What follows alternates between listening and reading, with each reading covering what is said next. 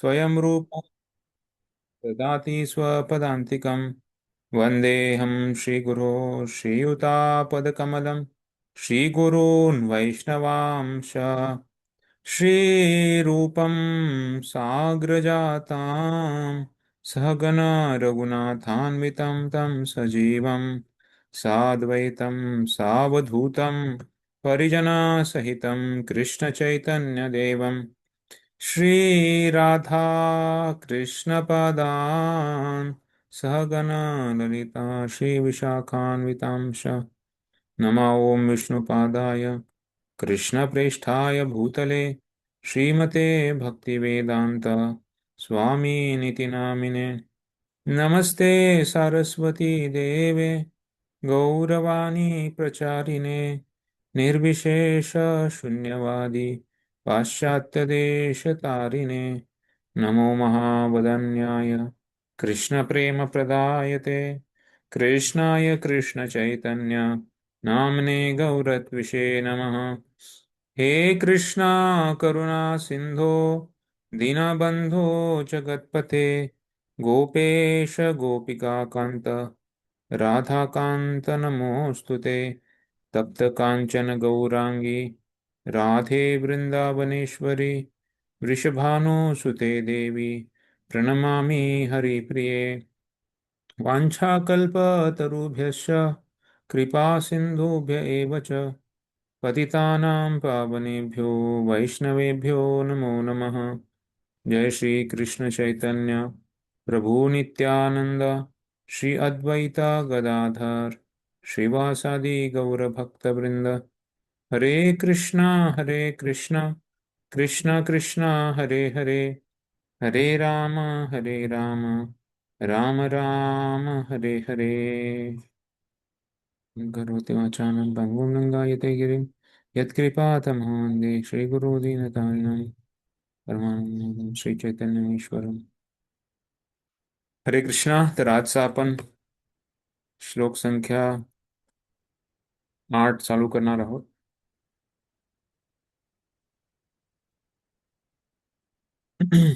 तर श्लोक म्हणायच्या अगोदर पहिले आपण शब्दशः अर्थ बोलूया, त्यानंतर मग श्लोक बनवूया.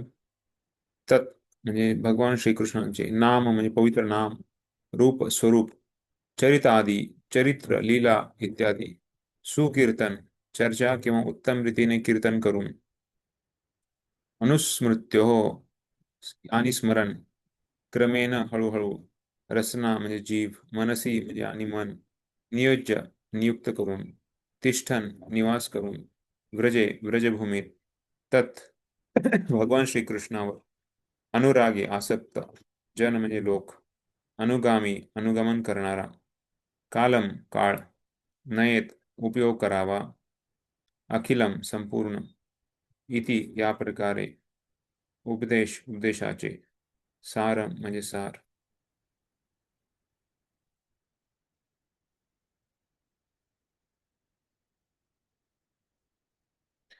तन्नामरूपचरितादिषु कीर्तनानु तन्नामरूपचरितादिषु कीर्तनानो कीर्तनानु मृत्यो क्रमेण रसना नियोज्य स्मृत्यो स्मृत्यो क्रमेण रसना रसना मनसि मनसि नियोज्य नियोज्य. असं काही नाही, तुम्ही ते काय बिस्किट देतील किंवा समोसे पण देऊ शकतात ते, किंवा मग ते हे पण देऊ शकतात हरे त्याच्यामध्ये. कृष्ण. हरे कृष्ण. तिष्ठन् व्रजेतदनुरागी जनानुगामी तिष्ठन् तिष्ठन् व्रजे तदनुरागी व्रजेतनुरागी जनानुगामी जनानुगामी. कालं नयेत अखिलम् उपदेशसारम् कालं कालं नयेत अखिलम् इति उपदेशसारम्. उपदेशसारम् तन्नामरूपचरितादिषु कीर्तनानु तन्नामरूपचरितादिषु तन्नामरूपचरितादिषु कीर्तनानो कीर्तनानु मृत्यो क्रमेण रसना मनसि नियोज्य मृत्यो स्मृत्यो क्रमेण क्रमेण रसना रसना मनसि मनसि नियोज्य नियोज्य. तिष्ठन् व्रजेतदनुरागी जनानुगामी तिष्ठन् तिष्ठन् व्रजेत तदनुरागे व्रजेतदनुरागी जनानुगामी जनानुगामी कालं नयेत अखिलम् इति उपदेशसारम् कालं कालं नयेत अखिलम् इति नयेदखिलम् इति उपदेशसारम् उपदेशसारम् तन्नामरूपचरितादिषु कीर्तनानु तन्नामरूपचरितादिषु तन्नामरूपचरितादिषु कीर्तनानु कीर्तनानु मृत्यो क्रमेण रसना मनसि नियोज्य स्मृत्यो स्मृत्यो क्रमेण क्रमेण रसना मनसि रसनामसि नियोज्य नियोज्य तिष्ठन् व्रजेतदनुरागि जनानुगामी तिष्ठन् तिष्ठन् व्रजेतदनुरागे व्रजेतदनुरागी जनानुगामी जनानुगामी कालं नयेतखिलम् इतोपदेशसारम् कालं कालं नयेत अखिलम् नयेदखिलम् इत्युपदेशसारम् इत्युपदेशसारम् सर्व प्रभुजीस अनंत सर्व माताजीस हरे कृष्णा प्रभु जी कहते हैं एक साथ तन्नामरूपचरितादिषु रूपचरितादिषु कीर्तनानु कीर्तनानु स्मृत्यो स्मृत्यो क्रमेण रसना मनसि नियोज्य तिष्ठन् व्रजे तदनुरागी जनानुगामी कालं नयेत अखिलम् इति उपदेशसारम् माताजीस तन्नामरूपचरितादिषु कीर्तनानु स्मृत्यो क्रमेण रसना मानसी नियोज्य तिष्ठन् व्रजेदनुरागी जनानुगामी कालं नयेदखिलम् इति उपदेशसारम् ठीक आहे आता सर्व प्रभुजी सर्व माताजी एकदाच तन्नामरूपचरितादिषु कीर्तनानु स्मृत्यो स्मृत्यो क्रमेण रसना मनसि मनसि नियोज्य नियोज्य तिष्ठन् तिष्ठन् तिष्ठन् व्रजे व्रजे तदनुरागे तदनुरागी जनानुगामी जनानुगामी कालं कालं नयेत अखिलम् नयेदखिलम् इति इति उपदेशसारम् उपदेशसारम् हरे कृष्ण तर हा श्लोक जो आहे ह्याच्यामध्ये खास करून रागानुगा साधना भक्ती ह्याच्याबद्दल सांगितलेला आहे आतापर्यंत आपण वैदिक साधना भक्ती बघितली 1 ते 7 श्लोकामध्ये आणि त्यामध्ये वेगवेगळ्या श्लोकाद्वारे रूप गोस्वामींनी आपल्याला कशा प्रकारे आपण वैदिक साधना जे नियम नित्य नियम वैदिक नियम वैदिक शास्त्रांचं अध्ययन वैदिक नियमांचं पालन कशा प्रकारे महत्त्वाचं आहे आणि भक्ती करताना काय महत्त्वाचं आहे आणि भक्ती करताना काय अडथळे येतात आणि भक्तीचा काय पोषक आहे काय बाधक आहे त्या सर्वांचा खूप सखोल रीतीने अभ्यास केल्यानंतर आणि नाम कसं महत्त्वाचं आहे नाम घेताना आपण काय जसं आपण मागच्या वेळेस पण बघितलं की भगवंताचं नाव खूप शुद्धीकरण करणार आहे तर हे नाव कशा प्रकारे घेतलं पाहिजे हां आणि नाव घेताना पण आपल्याला म्हणजे रोमांच कंपा जे आपण म्हणतो की भगवंताचं नाव घेतल्यावर अष्टविकार यायला पाहिजे किंवा आपल्याला आनंद यायला पाहिजे डोळ्यातून पाणी वाहत होतं चेतन महाप्रभूंच्या डोळ्यातून जेव्हा ते नाव घ्यायचे भगवंताचं तर आपल्याला का होत नाहीये तर 2 गोष्टी एक तर पाप आणि अपराध तर 2 मुळे आपल्याला भगवंताच्या नावामध्ये आवड नाही रुची नाही तर त्यामुळं या दोन्हीचं महत्त्वाचं आहे की ह्याच्यावर आपल्याला वरती उचलायचं आहे अपराध जे राधापासून आपल्याला दूर घेऊन जातं त्याला अपराध म्हटलं जातं आणि पाप जे आपण खास करून 4 नियमाचं जे पालन केलं आहे पालन सांगितलेलं आहे श्रील प्रभुपादांनी ज्याद्वारे पापापासून आपण मुक्ती होईल कारण हे जे 4 नियम आहेत ते पापापासून मुक्त होण्यासाठी सांगितलेले आहेत शास्त्रामध्ये आणि ते श्रील प्रभुपादांनी आपल्या दीक्षेच्या वेळेस 4 नियमांचं कसं ऍक्च्युली दीक्षाच नाही पण इवन जो दीक्षा करत नाही जो भक्ती चालू करतो त्यांनी 4 नियमाचं पालन केलं पाहिजे तर या प्रकारे आपल्याला पापातून मुक्ती होण्यासाठी एवढा सोपा उपाय सांगितलेला आहे तर तर ऍक्च्युली आणि हे पापापासून चार नियम, आणि अपराधापासून अपराध का होतात? कारण दुसऱ्यांवर संयम करण्याची जी वृत्ती आहे, दुसऱ्यांना मी कसा बॉस आहे, मी का इंद्रियभोग करण्याची जी मोठ्या प्रमाणात जी वृत्ती आहे, तर ती वृत्ती अपराधाला बळी पडते. तर त्यामुळं दुसऱ्यांवर प्रभुत्व मानण्याची, गर्व होण्याची, अशा ज्या वृत्ती आहेत, तर त्या अपराधाला बळी पाडतात. आणि त्यामुळं अं, पाप हे तर चांगलं नाहीच आहे, पण पापापेक्षा महत्वाचं आहे की अपराध आपल्याला टाळायचं आहे. पापापेक्षा तीव्र जे आहे तर ते अपराध आहे, कारण हे अपराध भक्तीला खूप बाधक होऊ शकतात. तर जसं बघा, आपण जेव्हा आता पावसाळ्याचा हे चाललेलं आहे, तेव्हा पावसामध्ये जेव्हा कार घेऊन जातो आपण, तर पाऊस चालू असतो तेव्हा कारची जी गती आहे तर ती कमी होऊन जाते. हं. तर त्यामुळे मग आपण लगेच काय करतो, ते वायपर लावतो. वायपरमुळे काय होतं की समोरचं लगेच क्लिअर होऊन जातं, कारण पावसामुळे समोरचं काही दिसतच नाही. हं. थंडीमध्ये पण जेव्हा धुकं पडतं, तेव्हा जरी आपल्याला स्पीड आहे, आपल्याला जोरात चालायची सवय आहे, पण धुकं असेल तर काही समोर दिसणारच नाही. तर त्यामुळं हिवाळ्यामध्ये जोपर्यंत सूर्य उगवत नाही, आणि पावसाळ्यामध्ये जोपर्यंत आपण वायपर लावत नाही, तोपर्यंत आपल्याला रस्ता क्लिअरच होणार नाही. तर त्याचप्रमाणे जप म्हणजे काय आहे की आपल्याला हं, जे पापवृत्ती आहे, तर त्या पापवृत्तीला साफ करणे आहे. हं, तर अं, हं, तर त्या पापवृत्तीला साफ करणे आहे. पण जसं वायपर आहे, ते कंटिन्युअस वायपर चालू असते, तरच ते गाडी पुढे जाते. त्याचप्रमाणे आपल्याला नामजप जो आहे, तर तो आपल्याला नित्यनियमाने घ्यायला पाहिजे. तर त्यामुळं मागच्या श्लोकमध्ये पण आपल्याला रूप गोस्वामींनी पण सांगितलं होतं, कशा प्रकारे जे आपण भगवंताचं नाव घेतोय, तर ते नाव घेताना दोन गोष्टी सांगितल्या होत्या. काय दोन गोष्टी सांगितल्या होत्या, आठवते कोणाला?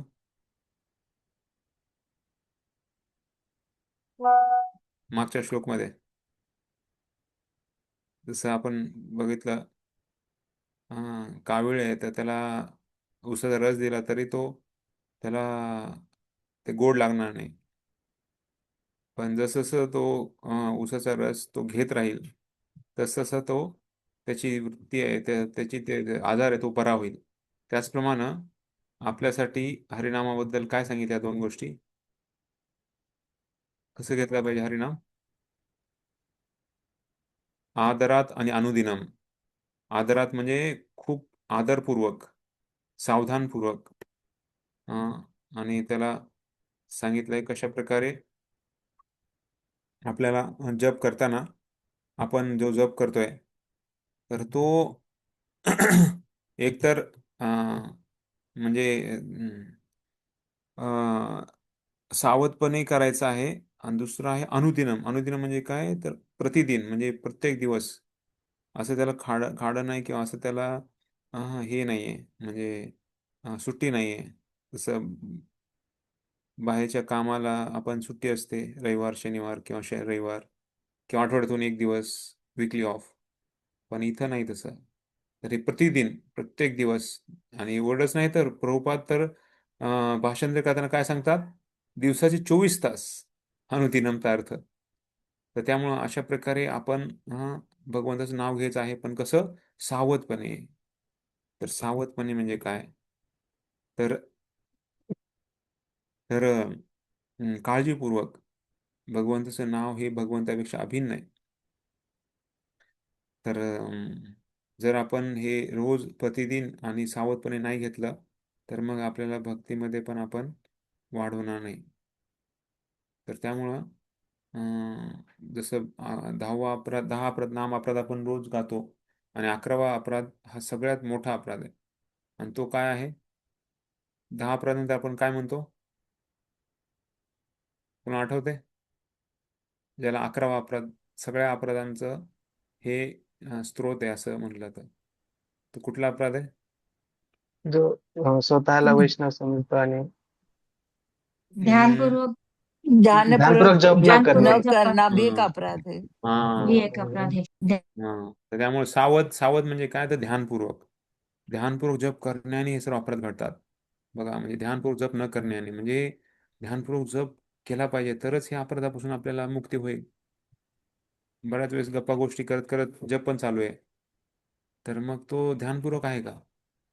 ॲक्च्युअली आपल्याला आपण जी भक्तीची भक्तीची जी आपण अंग करतोय, ती अंग आपण किती सावधानतेने करतोय, किती काळजीपूर्वक करतोय.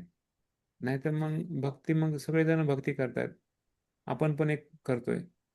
पण किती सावधानतेने, किती काळजीपूर्वक, किती त्याला आदरपूर्वक, तर हे प्रश्न आहे. तर त्यामुळं आपल्याला हे सगळं उपदेशामृत शिकण्याचा उद्देश तोच आहे, की आपल्याला भक्तीचे सखोल भक्ती करायची आहे. वरवरची भक्ती नाही करायची नावाला. ओके, दीक्षा झाली, वाह! वाह! दास किंवा दासी नाव पडलं, वाह! वाह! सगळ्यांना पेढे वाटले, सगळ्यांना अभिनंदन दिलं, सगळं केलं. आणि मग किती आपण गुरुच्या प्रसन्नतेसाठी आपण भक्ती करतो. हां. आणि किती आपण शुद्ध भक्तीचा अ, आपण पालन करत आहोत. तर हे अ, विचार केला पाहिजे. तर कारण मन हे लगेच चंचल आहे. मन खूप लगेच धावतं इकडे-तिकडे आणि जपामध्ये तर आणखी धावतं. त्यामुळं जपाला आपण सत्वगुणामध्ये आपण आणायचा प्रयत्न केला पाहिजे मनाला. रजोगुण, तमोगुणामुळं मन धावतं, जपामध्ये लागत नाही. तर त्यामुळं पुढे काय होईल आणि मागे काय चिंता. मागची चिंता, पुढची चिंता आणि मागची आपण म्हणजे शोक करतो आणि कधीच आपण वर्तमानात राहत नाही मग. त्यामुळे वर्तमानामध्ये राहणं तरच जग चांगला होईल. तर त्यामुळं किती जरी आपण विचार केला, "अरे, मी असं नव्हतं करायला पाहिजे होतं, मी तसं करायला पाहिजे होतं." पण आता वेळ निघून गेलेली आहे. आता पुढं असं नको व्हायला यासाठी आता भगवंताचा सहारा घ्यायचा आहे. त्यामुळं हा मागचा श्लोक खूप महत्त्वाचा आहे. तर मग तमोगुणामध्ये काय होतं, मग झोप येते किंवा आळस येतो किंवा जप करावसं वाटत नाही. तर हे तमोगुणाचं लक्षण आहे. आणि रजोगुणाचं लक्षण काय आहे, की आपण नेहमी काळजी करतो, पुढं काय होईल, कसं होईल? सारखं म्हणजे त्याच्यामुळं मन एक कुठेतरी भरकटतंय, धावतंय. तर ह्या दोन्ही गोष्टीतून आपल्याला बाहेर पडायचं. तर त्यालाच म्हणतो आपण मग ध्यानपूर्वक जप करणे.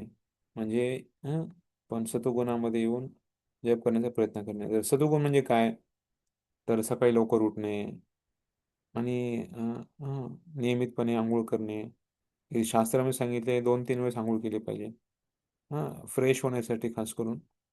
पण जेवढं शक्य आहे तेवढं आपण ॲटलीस्ट चांगली अंघोळ करून शरीराला स्वच्छ केलं, मनाला आपण सकाळचा लवकर अंघोळ केली म्हणजे मनाला पण स्वच्छ करतो आपण. आणि शरीर स्वच्छ कपडे घालून आणि त्याचबरोबर आपला परिसर स्वच्छ ठेवून हे सगळं ॲक्चुअली आपण हॉस्टेलमध्ये नाही बघत आपण. हे हॉस्टेलमध्ये सगळं उलटं चालतं. त्याच्यामुळं आपल्याला ॲटलीस्ट आपण भक्तीमध्ये आल्यावर आपल्याला आपल्या घरामध्ये, आपल्या जिथं आपण राहतो तिथं हे पालन करण्याचा प्रयत्न केला. कारण सभोवतालचं सगळं आपल्या मनाला पूर्ण हे आहे. जर आजूबाजूचा परिसर स्वच्छ नसेल, तर मग मन पण ते स्वच्छ राहणार नाही. मन पण इकडे-तिकडे भरकटणार. तर त्यामुळं अं, तर जसं आपण मागच्या श्लोकमध्ये बघितलं, की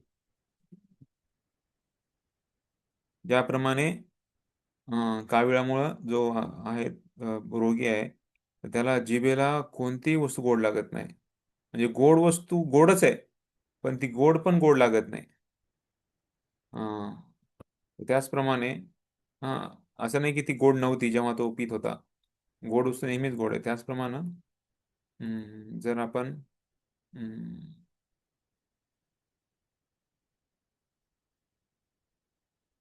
अं, एका वेळेस एक गोष्ट केली पाहिजे. अ, जसं काही-काही वेळेस ड्रायव्हिंगमध्ये पण फक्त जप करतात. तर ॲक्चुअली ड्रायव्हिंगमध्ये आपण जेवण करत नाही. जेवणाला आपण वेगळा वेळ देतो.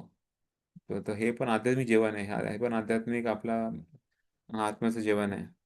तर ॲक्च्युली त्यामुळं पण खूप म्हणजे सावधानपूर्वक, पुन्हा सावधानपूर्वक आणि प्रतिदिन आणि 24 प्रपात मला 24 तास, तर अशा प्रकारे हे आहे. तर त्यामुळं हे सर्व काळजीपूर्वक करण्यासाठी सांगितलेलं आहे. आणि ॲक्च्युली हे सर्व केल्यानंतर आपल्याला मग रागवणुका भक्ती येईल. म्हणजे काय, की आपण स्वाभाविकता भगवंताचं नावामध्ये आपल्या ऋषी येईल. सध्या आपल्याला फोर्सफुल आहे, म्हणजे आपण म्हणजे बळपूर्वक आपल्याला सांगितलेलं आहे, बलोत्पादिका म्हटलेलं आहे. बळपूर्वक का? कारण गुरुला आपण वचन दिलंय, 16 माळा मी नामजप रोज करेन, 4 नियमाचं पालन करेन. जरी मला वाटत नाही तरी पण मी करेल. का? कारण मी गुरुला वचन दिलंय. साधू संतांच्या समोर मी बोललेलो आहे. भगवंताचा विग्रहासमोर मी बोललेलो आहे. 12 साक्षी आहेत, देवी देवता त्यांनी पण आहेत. तर या सर्वांसमोर मी जी दीक्षा घेताना पण बोललेलो आहे. आणि जेव्हा आपण जप करतो तेव्हा पण आपण आपल्या काउन्सिलर किंवा आपल्या योग्य मार्गदर्शकासमोर पण आपण बोलतो. याने आजपासून मी 16 माळा करेल, कंठीमाळा घालतोय, तर 4 नियमाचं पालन करेल, तर हे सर्व. त्यामुळं ॲटलिस्ट आपण त्यांच्या प्रसन्नतेसाठी ते- त्यांना त्यांचं त्यांचं नाव आपल्यामुळे खराब होऊ नये, या ॲटलिस्ट या विचारानं तरी आपण करू. जरी आवड नाहीये, जरी इच्छा नाहीये, जरी करावं असं वाटत नाही, तरी पण मी करेन. कारण मी मी आता तसं प्रण घेतलेलं आहे. त्यामुळं तरी ऍटलिस्ट करतो. तर त्याला म्हणतात बलोत्पादिका. आणि स्वाभाविकी म्हणजे काय? स्वाभाविकी म्हणजे आपल्याला ते कोणी सांगायची पण गरज नाही, कोणी बोलायची पण गरज नाही. जसं इथं मंदिरामध्ये मंगल आरतीला ब्रह्मचार्यांसाठी सगळ्यांसाठी अटेंडन्स आहे. अटेंडन्स आहे म्हणजे काय, की आपल्याला हजेरी द्यावी लागते. तर जर आपण हजेरी नाही दिली तर मग काही आपल्याला थोडंसं म्हणजे सजा आहे. सजा काय आहे तर भगवंताच्या नावाचं म्हणजे हरिनामाचं 108 वेळेस नाव लिहायचं आहे. तर त्यामुळं ती थोडीशी सजा आहे. तर ॲटलिस्ट सजा नको व्हायला म्हणून तरी घेत आहे स्टार्टिंगला, सुरुवातीला. पण जसं जसं हळूहळू काही वर्षानंतर, काही प्रगती झाल्यानंतर हळूहळू भक्तांना सवय सवय पडते. आणि मग नाही आलं तर करमत नाही. नाही आलं तर वाटतं की अरे काय, आज काहीतरी म्हणजे मी खूप मोठा काहीतरी गमावलंय. तर ही सवय, तर का? कारण प्रगतीचं लक्षण आहे. पण प्रगती नसेल तर मग वाटतं की अरे कसं मी सुटेल, म्हणजे सजा सजा नको व्हायला आणि मी हे पण पालन नाही करणार त्या काम. तर त्यासाठी आपल्याला हम्म, या 8व्या श्लोकामध्ये आपल्याला खूप महत्त्वपूर्ण सांगतात कशा प्रकारे आपण या रागानुगा भक्तीच्या मार्गावर आपण कसं प्रगत झालं पाहिजे. कारण भगवंताला अं, कुठलं जास्त आवडणार? वैदिक नियम पालन करून भक्ती केलेली आवडणार, का रागानुगा भक्ती केलेली आवडणार? कुठली आवडणार भगवंतांना? हरे कृष्ण. वरील रागानुगा नियमाचे पालन करून. रागानुगा भक्ती. कारण बघा, कोणी वैदिक नियमाचं पालन करते पण फोर्सफुली करते, म्हणजे त्याला कुणीतरी बळजबरी करून केल्यासारखं करतोय. पण जो स्वाभाविकता ज्याला वाटतं की मी प्रेम आहे, जसं जसं कुणाला समजा मंदिरामध्ये काही काही संन्यासी येतात, तर मग त्या संन्याशांना घेऊन यावं लागते ह्याच्यातून विमानतळावरून. मग विमानतळाला जावं लागते आणायला. मग कधी कधी त्यांची जी विमान आहे, तर ते रात्री येणार असते 12 वाजता वगैरे. तर मग आता रात्री जायचं, मग कुणाला तरी सांगावं लागतं, बाबा तुम्ही जाऊन येता का, घेऊन येता का? मग कोणी म्हणलं अरे रात्री 12 वाजता माझं मग झोप निघून जाईल. पण मग आता मॅनेजरला तर कोणाला तरी सांगावं लागणार आहे. तर मग शोधून शोधून बघतो, थकतो, मग म्हणतो की बाबा कुणी नाही भेटत, तू जातोस का? नाही पण मला नाही एवढं, तर त्याला आतून तर वाटत नाही, मनातून पण आता मॅनेजर विचारतोय त्यामुळे आता जावं लागणार. आणि कुणी दुसरा आहे, तर त्यांनी त्या त्या जो येणार आहेत, भक्त येणार आहेत किंवा संन्यासी येणार आहेत किंवा गुरु येणार आहेत, तर त्यांच्याबद्दल खूप ऐकलेलं आहे किंवा त्यांना खूप त्याच्याबद्दल प्रेम आहे. तर त्यांना विचारायची पण गरज नाही, तो स्वतःहून येईल, म्हणेल की प्रभूजी मी जाऊ शकतो का त्यांना स्वागताला त्यांना आणण्यासाठी वगैरे. का? कारण आणि त्याला असं नाही वाटणार का रात्री 12 वाजता माझी झोप निघून जाईल, मला काय आहे? तर नाही. का? कारण प्रेम आहे, त्यांच्याबद्दल आस्था आहे. जसं आईला पण मुलाबद्दल आस्था असते. किती जरी मुलांनी त्रास दिला, लहान मुलांनी खास करून, तर ती सहन करते. का? कारण ते प्रेम आहे. त्याचप्रमाणे प्रेममय भक्ती भगवंतांना नक्कीच आकर्षण करणार. नियम नियमांच्या जर तुलना केली तर. त्यामुळे या 8व्या श्लोकामध्ये रूप गोस्वामी आपल्या सर्व उपदेशांचा सार इथे सांगतायत. सार काय आहे? तर 3 गोष्टी सांगतात. निरंतर जप करणे, श्रवण करणे आणि भगवंताच्या लीलाच्या स्मरण करणे. अशा प्रकारे आपलं मन भगवंतावर स्थिर ठेवणे आणि अविचलितपणे, म्हणजे ह्याला काही इकड तिकडे भरकट नाही झालं पाहिजे, स्थिर ठेवायला पाहिजे. अशा प्रकारे हे सार देत आहेत तिथे. तर सर्व उपदेशांचे सार तर ते काय? निरंतर जप करणे, श्रवण, भगवंताच्या नावाचं श्रवण किंवा लीलेचं श्रवण आणि त्यांचं स्मरण, हे करून आपलं मन भगवंतावर केंद्रित ठेवणे किंवा अविचलितपणे स्थिर ठेवणे. तर हे आहे रागानुगा भक्ती. त्यासाठी आजच्या श्लोकमध्ये आपण बघत आहोत की कसं आपण हे गोष्टी करायच्या आहेत. तर 8वा श्लोक. भाषांतर. सर्व उपदेशांचे सार हे आहे की मनुष्याने आपला सर्व वेळ, म्हणजे दिवसाचे 24ही तास, बघा म्हणजे पुन्हा एकदा प्रभुपादांनी मागं तर लिहिलं, बरोबर आहे ना? मागच्या मी सांगितलं कुठला अर्थ आहे, कुठल्या शब्दाचा अर्थ आहे हा 24 तास? 2 शब्द तुमच्या लक्षात ठेवलेच पाहिजे. हे कुठला शब्द आहे? निरंतर निरंतर अनुदिनम. हा, अनुदिनम. अनुदिनम, बरोबर. मी तो शब्द आपल्या श्लोकामधला विचारते, अनुदिनम. आणि दुसरा शब्द काय आहे? त्याचा अर्थ आहे सावधान. आदरात आणि अनुदिनम. आदरात म्हणजे सावधपणे. तर आदरात आणि अनुदिनम हे 2 शब्द तुम्ही लक्षात ठेवा नेहमी. तर हे अशा प्रकारे आपला जप करायचा आहे. प्रभुपाद इथे लिहित आहेत, सर्व उपदेशांची सार हे आहे की मनुष्याने आपला सर्व वेळ, म्हणजे दिवसात 24 तास भगवंताचे दिव्य नाम, दिव्य रूप, गुण आणि नित्यलीला यांचे सुंदर रीतीने कीर्तन, म्हणजे बोलणे आणि स्मरण हे करण्यासाठी उपयोगात आणावा. आणि असे करताना आपल्या जिभेला आणि मनाला क्रमाक्रमाने कार्यरत ठेवावे. जिभेला आणि मनाला. जिभेला का? कारण बोलणारा म्हणजे भगवंताचं नामाचं कीर्तन जप करणे. आणि मनाला, कारण मनातून स्मरण करायचं आपल्याला. अशा रीतीने त्याने व्रज किंवा गोलोक वृंदावनास निवास करावा आणि भक्तांच्या मार्गदर्शनाखाली श्रीकृष्णाची सेवा करावी. त्याने भगवंताच्या प्रिय भक्तांच्या चरणचिन्हांचे अनुगमन करावे, कारण ते भगवंताच्या भक्तिमय सेवेत सर्वतोभावे रममान झालेले असतात. तर इथं रूप गोस्वामी सांगतायत हे उपदेशाचं सार आहे. तर सार काय आहे? भगवंताचे नाम, रूप, गुण, लीला यांचं कीर्तन करणे, म्हणजे भगवंताचे नाम, रूप, गुण यांचं बोलणे, श्रवण करणे, बोलणे. आणि जिभेद्वारे, खास करून आपण 2 गोष्टी जिभेद्वारे करतो, तर एक तर प्रसाद आणि दुसरं नामजप. आणि मनाद्वारे भगवंताच्या लीलाचं स्मरण. आणि आपण कुठं राहावं? तर वृंदावन चेतना. जरी वृंदावन धामात नाही राहिलं, वृंदावन चेतनेमध्ये राहायचं आपल्याला. वृंदावनाची चेतना आपल्याला विकसित करायची आहे. हा, कारण सगळ्यांना शक्य नाहीये पुणे सोडणं किंवा लगेचच्या लगेच आपण धामवासी होणं. तर हे अ, सगळ्यांना शक्य नाही होऊ शकत. त्यामुळं आपल्याला वृंदावनला जरी गेलं, पण चेतना वृंदावनमध्ये नसली तर आपण वृंदावनमध्ये नाहीये. त्यामुळे चेतनेला आपल्याला शुद्ध करायचंय. चेतना आपली वृंदावनातली झाली पाहिजे. आणि आणखी काय सांगतायत की म्हणजे जे अनुरागी भक्त आहेत, तर जनानुगामी, तद अनुरागी जनानुगामी. तर ते अनुरागी जन आहेत, जे शुद्ध भक्त आहेत, जे भगवंताचं नेहमी चिंतन स्मरण करत असतात, भगवंताशी खूप आसक्त आहेत. तर रागी रागी रागी आपण बघतो, रागी एक पेय पण आहे.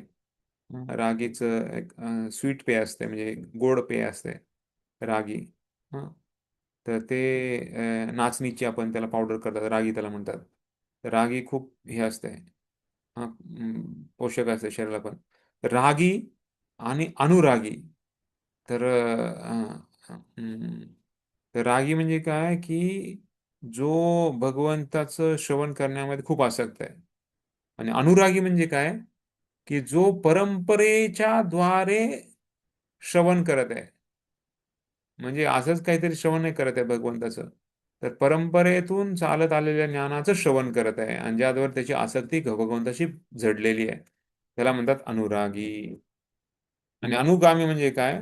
अनुगामी म्हणजे जे शुद्ध भक्त भगवंताचे नेहमी या सगळ्या काय वाचा मनसाने भगवंताच्या सेवेमध्ये आहेत, तर त्या अनुरागी भक्तांची पालन करणे. तर म्हणजे ज्ञानाद्वारे हे उपदेशाचं सार काय आहे, तर ते आपल्याला आपलं समजलं पाहिजे.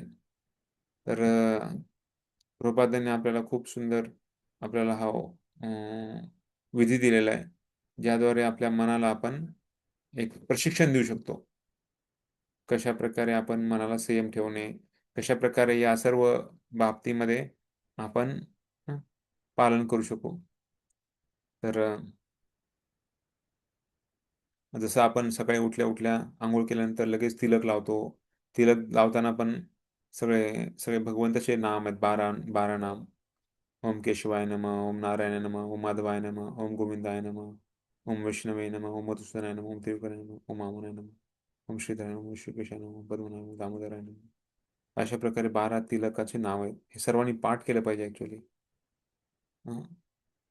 भगवंताचे नाम, हे 12 तिलक.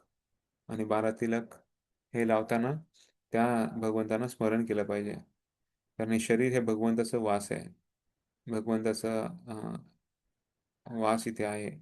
आपलं शरीर हे भगवंताचं मंदिर आहे. तर या भावाने आपण तिलक लावतोय, आंघोळ पण करतोय, फ्रेश कपडे घालतोय आणि 4 नियमाचं पालन करत आहे. तर जेव्हा आपण मंदिरात प्रवेश करतो तेव्हा दंडवत करतो. नंतर शिलप्रभुपादांना दंडवत करतो, आचार्य आहेत ते. नंतर भगवंताला, विग्रहांना दंडवत करतो. कारण आपण सेवक आहे, भगवंत हे मालक आहेत. तर नेहमी आपल्याला आपली स्वतःची स्थिती काय आहे, दास दासानुदास. हं. आणि भगवंतांना फूल अर्पण करतो. आणि जे काही दिवसभर जे आपली सेवा आहे, सेवा करणे, भगवंताचं स्मरण करणे, मग माताजी सगळे हार बनवणे, भगवंताला नैवेद्य बनवणे, आपलं घर स्वच्छ ठेवणे, या सर्व गोष्टीद्वारे एक भगवंताचं, आपलं मन भगवंता संबंधी असावं, भगवंता संबंधी चिंतन असावं. चिंतन नसेल तर चिंता होईल आपल्याला. त्यामुळे चिंतन वाढवायचं आपल्याला आपल्या जीवनामध्ये. तर जसं बाकीचे लोक जेव्हा त्यांना घर बांधायचं असते, किंवा आजकाल तर खूप प्रसिद्ध व्हायला लागले की कशा प्रकारे लोक वेगवेगळ्या ठिकाणी जाऊन एक फार्म हाऊस बनवतात किंवा विला बनवतात. तर तेव्हा नेहमी विचार करतात किती वेळ घालतात ते, कशा प्रकारे आपण चांगलं त्याला लुक यायला पाहिजे, चांगलं दिसायला पाहिजे ते. मग कसं करायचं, कुठं काय लावायचं, सगळं किती चिंतन असते त्यांचं. पण ते सगळं भौतिकदृष्ट्या आहे किंवा स्वतःच्या इंद्रिय भोगासाठी आहे. हं. पण भक्तांचं पण चिंतन असते कशा प्रकारे आपण भगवंताचं विग्रहांची सेवा व्हावी किंवा मंदिराची सजावट कशी असावी, ज्याद्वारे भगवंतांना प्रसन्नता होईल. तर सगळ्या आपल्या कौशल्य, आपल्या वेगवेगळ्या ज्या काही आपल्यामध्ये गुणवत्ता आहे, त्याद्वारे उद्देश एकच आहे की भगवंतांना प्रसन्न करणे.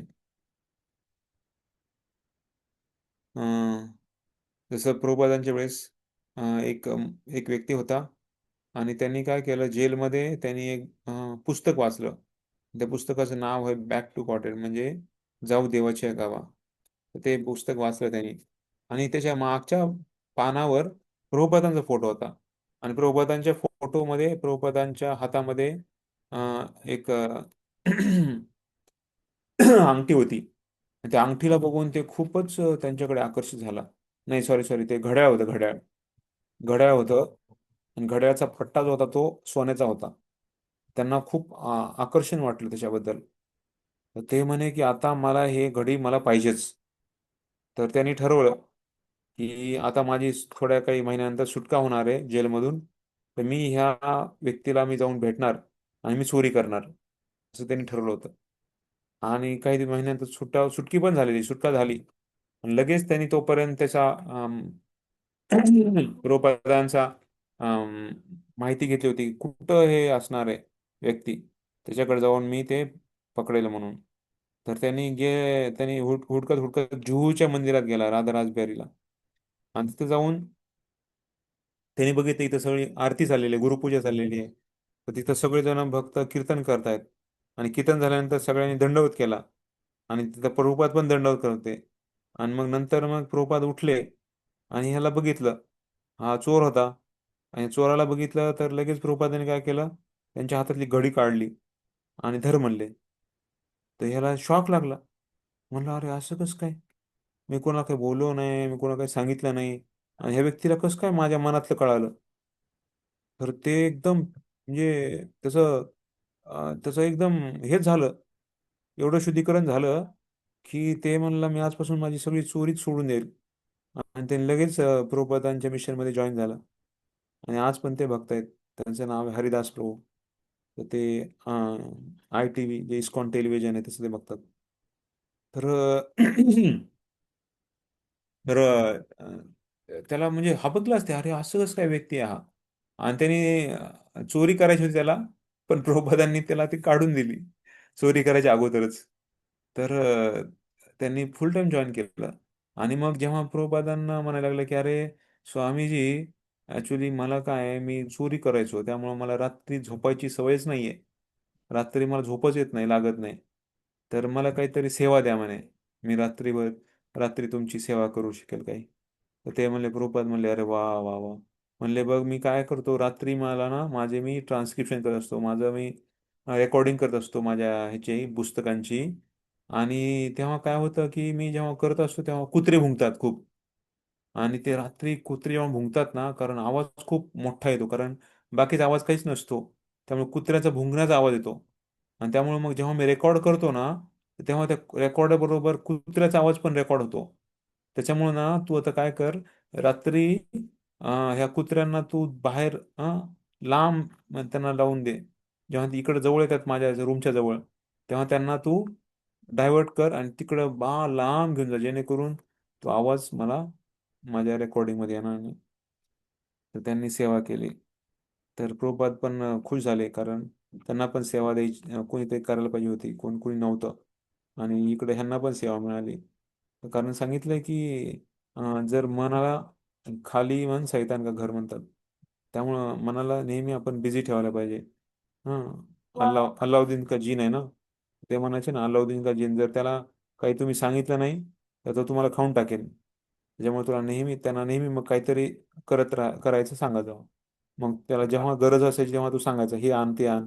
जेव्हा गरज नाही तेव्हा काय करायचा, म्हणायचं शिडी चढ आणि शिडी उतर, पुन्हा शिडी चढ, पुन्हा शिडी उतर. म्हणजे काय, बिझी ठेव, खाली नको ठेव. आणि जेव्हा काही पाहिजे तेव्हा मग मला सांग, मग मी तुला हे आणून देईल, अशा प्रकारे. तर त्याचप्रमाणे आपल्या मनामध्ये पण मनाला बिझी ठेवायला पाहिजे ऍक्च्युली. तरच मग अं, अं, तर तर अशा प्रकारे तर मग आपण जर भगवंताच्या नामरूप गुणलीलामध्ये जर आपण मनाला बिझी ठेवलं, तर मग माया आपल्याला काही करू शकत नाही.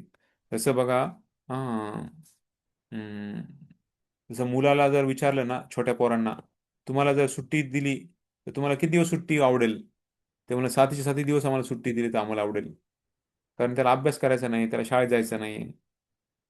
त्यामुळं पण आईवडिलांना माहिती आहे की ऍक्च्युली त्यांनी अभ्यास केला तर त्याचं खूप भविष्य चांगलं होणार आहे.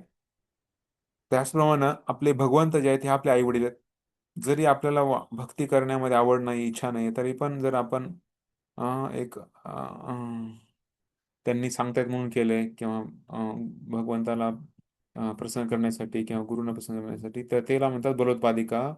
तर त्याच जसं विदुर आहे, विदुर आणि धृतराष्ट्राला सांगितलं होतं की त्यांनी बलोत्पादिका, अरे काय म्हणलास तू, सोडून दे हे, एवढं तुला सगळं करून पण जसं कुत्र्याला एखादं अन्न टाकल्यानंतर तसं आपण तुला एवढं सगळं केलंय पांडवांनी, पण तरी पण तुला आसक्ती सुटतच नाहीये. तर खूप त्याला कडक शब्दामध्ये बोलले. नारद मुनी पण प्राचीन परिषदेला बोलले, कैलासला बोलले. तर या सर्वांना त्यांना एक म्हणजे एक त्यांना सांगण्यासाठी की तुम्ही किती आसक्त आहेत, आसक्ती सोडण्यासाठी. तर हम्म, जसं कुणाला आवडत नाही पहिल्यांदा, जसं छान लहान मुलांना खायला आवडत नाही पहिल्यांदा, पण हळूहळू ते खातात. म्हणजे हळूहळू त्यांना स्वभाव, नंतर नंतर मग ते स्वाभाविक वाटतं की अरे जेवण करणे किंवा खाणे. तर त्याचप्रमाणे 16 माळा करणे हे नियम आहे. पण जसं कधी कधी एकादश असेल, जसं उद्या एकादश आहे किंवा एकादशीला किंवा अशा पवित्र दिवशी आपण नामजप वाढतो. ते सर्व, तर हे सर्व होतात. त्यामुळं जसं जसं नारळाच्या झाडावर जर कोणी चढतंय, त्याला खालून ढकलावं लागतं वरती, जेणेकरून तो हळूहळू वरती वरती जाईल. पहिलं ढकलणं खूप महत्वाचं आहे. तर त्याचप्रमाणे सायकल चालवताना पहिल्यांदा वडील पकडतात, आई पकडते किंवा मोठा भाऊ वगैरे पकडतात, जेणेकरून सायकल चालवायला शिकलेल. त्याचप्रमाणे भक्तीमध्ये पण पहिल्यांदा आपल्याला मदत घ्यावी लागते. पण हळूहळू जर जर आपण जर ते मनात घेतलं तर आपण भक्तीमध्ये नक्की वाढू शकतो. तर अशा प्रकारे हे आपल्याला सांगितलंय की आपण भगवंताचे नाव, दिव्य नाव, दिव्य रूप, दिव्य गुण, दिव्य लीला यांचं कीर्तन करणे, स्मरण करणे आणि हे करताना जिभेला आणि मनाला कार्यरत ठेवणे. जीभ जर बंद असेल तर नामजप नाही चालू आहे म्हणजे. त्यामुळे जिभाला आणि मनाला पण केंद्रित ठेवणे. तर मन तिथे लावायचं आपल्याला, आणि अशा प्रकारे गोलोक धावात निवास करायचा आहे. आणि भक्तांच्या मार्शाने, म्हणजे शुद्ध भक्तांच्या गुरुच्या मार्शाने खाली आपल्याला सेवेमध्ये लागायचे. मग त्याने भगवंताच्या प्रिय भक्तांच्या चरणचिन्हांचे अनुकरण करावे, कारण ते भगवंताच्या भक्तिमय सेवेत सर्वतोभावे रममान झालेले आहे. तर हा सर्वतोभावे रममान झालेले गुरु वैष्णवांच्या अध्यक्षतेखाली आपल्याला सेवा करून शुद्ध व्हायचं आहे आणि भक्तीमध्ये वाढायचं आहे. अशा तर तात्पर्य श्रील प्रभुपादांद्वारे, श्रील प्रभुपाद की जय. छान. येस प्रभू, तात्पर्य. हरे कृष्ण. वाचायचं. हा, हरे वाचायचं आहे. तात्पर्य वाचू प्रभूजी. वाचा. मन आपले शत्रू किंवा मित्र होऊ शकत असल्यामुळे आपण मनाला प्रशिक्षित करून त्याला मित्र केले पाहिजे. मनाला सतत कृष्ण सेवेत ठेवण्याकरता प्रशिक्षण देणे या उद्दिष्टाच्या पूर्तीसाठी कृष्ण भावनामृत आंदोलनाची स्थापना करण्यात आली आहे. मनामध्ये केवळ याच जीवनाचे नव्हे तर अनेक पूर्वजन्मांचेही हजारो संस्कार साठवून राहिलेले असतात. हे संस्कार कधी कधी एकमेकांच्या संपर्कात येतात आणि त्यामुळे परस्पर विरोधी चित्रे निर्माण होतात. म्हणून बद्ध जीवनाकरता मनाचे व्यवहार घातक ठरू शकतात. मनोविज्ञानाच्या विद्यार्थ्यांना मनाची विविध परिवर्तने माहीत आहेत. भगवद्गीतेत 8.6 म्हटले आहे की, प्रभूजी वाचताय का? वाचू? यम यम वापि स्मरन् भावं त्यजन्त्यन्ते कलेवरं तं तं मे वेति कौन्तेय सदा तद्भाव भाविता. सगळ्यांनी एकदा म्हणूया, सगळ्यांनी एकदा, सर्वांनी म्हणा. यम यम यम यम वापि स्मरन् भावं त्यजन्ते कलेवरं तं तमेवैति कौन्तेय सदा तद्भाव भावितः. हे कौन्तेय, मनुष्य आपल्या देहाचा त्याग करीत असताना ज्या ज्या भावाचे स्मरण करतो त्या त्या भावाची तो निस्संदेह प्राप्ती करतो. म्हणजे मृत्यूसमयी आपल्या मनात जो भाव असेल त्यानुसार आपल्याला पुढचा जन्म मिळते. मृत्यूसमयी पुढचा वाचू पॅरेग्राफ प्रभूजी. एक पॅराग्राफ असं. मृत्यूसमयी जीवात्म्याची बुद्धी आणि मन पुढच्या जन्माकरता विशिष्ट शरीराच्या सूक्ष्म रूपाची निर्मिती करते. जर मनाने अचानक एखाद्या प्रतिकूल गोष्टीचा विचार केला तर जीवात्म्याला त्या विचारानुसार पुढील जन्म घ्यावा लागतो. या उलट जर एखाद्याने मृत्यूसमयी श्रीकृष्णांचे चिंतन केले तर तो गोलोक वृंदावन नामक वैकुंठात जाऊन निवास करू शकतो. ही देहांतराची प्रक्रिया अतिशय सूक्ष्म आहे. म्हणून श्री रूप गोस्वामी भक्तांना असा आदेश देतात की त्यांनी आपल्या मनाला अशा प्रकारे प्रशिक्षित करावे जेणेकरून ते श्रीकृष्णांव्यतिरिक्त इतर कोणाचेही स्मरण करणार नाहीत. त्याच प्रकारे जिभेला केवळ कृष्ण कथा बोलण्याकरता आणि कृष्ण प्रसाद चाखण्याकरता प्रशिक्षित केले पाहिजे. श्री रूप गोस्वामी आणखी एक उपदेश देतात, तो म्हणजे तिष्ठन व्रजे. आपण वृंदावन किंवा ब्रजभूमीतील कोणत्याही भागात निवास केला पाहिजे. व्रजभूमी किंवा वृंदावनाचे क्षेत्रफळ 84 कोस आहे असे मानले जाते. 1 कोस म्हणजे 2 चौरस मैल. जेव्हा आपण वृंदावनात निवास करतो तेव्हा आपण तिथल्या एका प्रगत भक्ताचा आश्रय घेतला पाहिजे. अशा प्रकारे आपण सतत श्रीकृष्ण आणि त्यांच्या लीला यांचे स्मरण केले पाहिजे. याचे अधिक स्पष्टीकरण श्री रूप गोस्वामींनी भक्ती रसामृत सिंधू मध्ये 1.2.294 मध्ये केले आहे. प्रभूजी वाचताय का? हा, सर्वांनी वाचा. कृष्ण स्मरण जनम चास्य प्रेष्ठं प्रेष्ठं बीजसमीहितं तत्तत् भारत चासो कुर्याद्वासं व्रजे व्रजे सदा. सदा. भक्ताने नेहमी व्रज या दिव्य धामात निवास करावा म्हणजे वृंदावन, आणि कृष्णम स्मरण जनम चास्य प्रेष्ठम म्हणजे श्रीकृष्णांचे आणि त्यांचे प्रियजन यांचे सदैव स्मरण करावे. अशा प्रियजनांच्या चरण चिन्हांचे अनुगमन करून व त्यांच्या नित्य मार्गदर्शनाखाली राहून मनुष्यामध्ये पूर्ण पुरुषोत्तम भगवंतांच्या सेवेची उत्कट इच्छा उत्पन्न होते. हा, धन्यवाद. हरे कृष्ण. हरे कृष्ण. तात्पर्यामध्ये प्रभुपाद लिहित आहेत, मन आपला शत्रू पण होऊ शकतो आणि मित्र पण होऊ शकतो. जेव्हा मन संयम नाहीये तेव्हा मन शत्रू आहे, मन संयम असेल तर मन सगळ्यात मोठा मित्र आहे. त्याच्यामुळे आपल्याला मनाला संयम ठेवणं खूप महत्वाचं आहे. त्यासाठी मनाला प्रशिक्षण दिलं पाहिजे. प्रशिक्षण देऊन मनाला मित्र बनवायचं आहे, लोक सांगतात. त्यामुळं मनाला मित्र बनवायचं आपल्याला, त्यासाठी मनाला प्रशिक्षण द्यायचं आहे. तर त्यासाठी खूप महत्वाच्या गोष्टी आहेत आपल्या जीवनामध्ये. आपण कसं मनाला प्रशिक्षण द्यायचं आहे, त्यासाठी चांगल्या किंवा वाईट सवयी, आपण ज्या सवयी आपण बनवतो त्याच आपल्याला लागतात ऍक्च्युअली.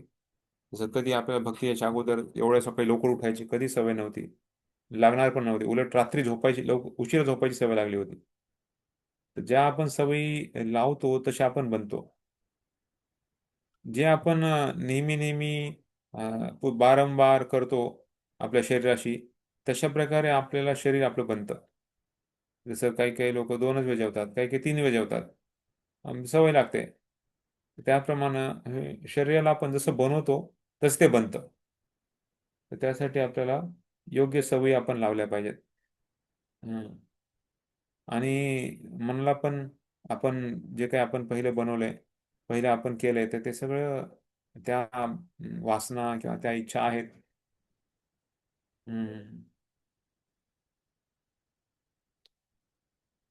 आणि त्याप्रमाणे मग ऍक्च्युली जाणते किंवा अजाणतेपणे पण आपण तिकडं वाहून जातो. तर ऍक्च्युली जेव्हा आपल्याला चांगल्या सवयी आहेत तर त्याद्वारे आपला ऍक्च्युली वेळ वाचतो. आणि जर वाईट सवय असतील तर ऍक्च्युली आपला वेळ असाच वाया जाणार आहे. त्यामुळे मनाला संयम ठेवण्यासाठी मनाला एकदा प्रशिक्षण द्यायचंय. त्यासाठी या खूप महत्वाच्या आहेत. जसं अस्वच्छतेपणा, आपण पहिल्यांदा पण बोललो होतो आपण त्याच्याबद्दल. स्वच्छता नसेल तर ती आपल्याला अस्वच्छ राहण्याची सवय लागते. हं. आणि अं, हम्म, जसं सकाळी बऱ्याच वेळेस भक्त अलार्म लावतात, आणि अलार्म लावतात तर काय होतं की ते उठायच्या वेळेस मग स्नूज करतात, म्हणजे बटन दाबतात, आणि पुन्हा 5 मिनिटांनंतर ते अलार्म वाजतो. पुन्हा ते पुन्हा ते बंद करतात, पण पुन्हा आणखी झोपतात. तर ही तर ते बऱ्याच वेळेस अलार्म वाजतो, पण आपण उठत नाही. तर तर ॲक्च्युली म्हणजे हे आळशीपणाचं लक्षण आहे, की अस्वच्छतेपणा, किंवा आपण, कारण आपण रात्री झोपायच्या अगोदर आपण आपली बुद्धी योग्य असते.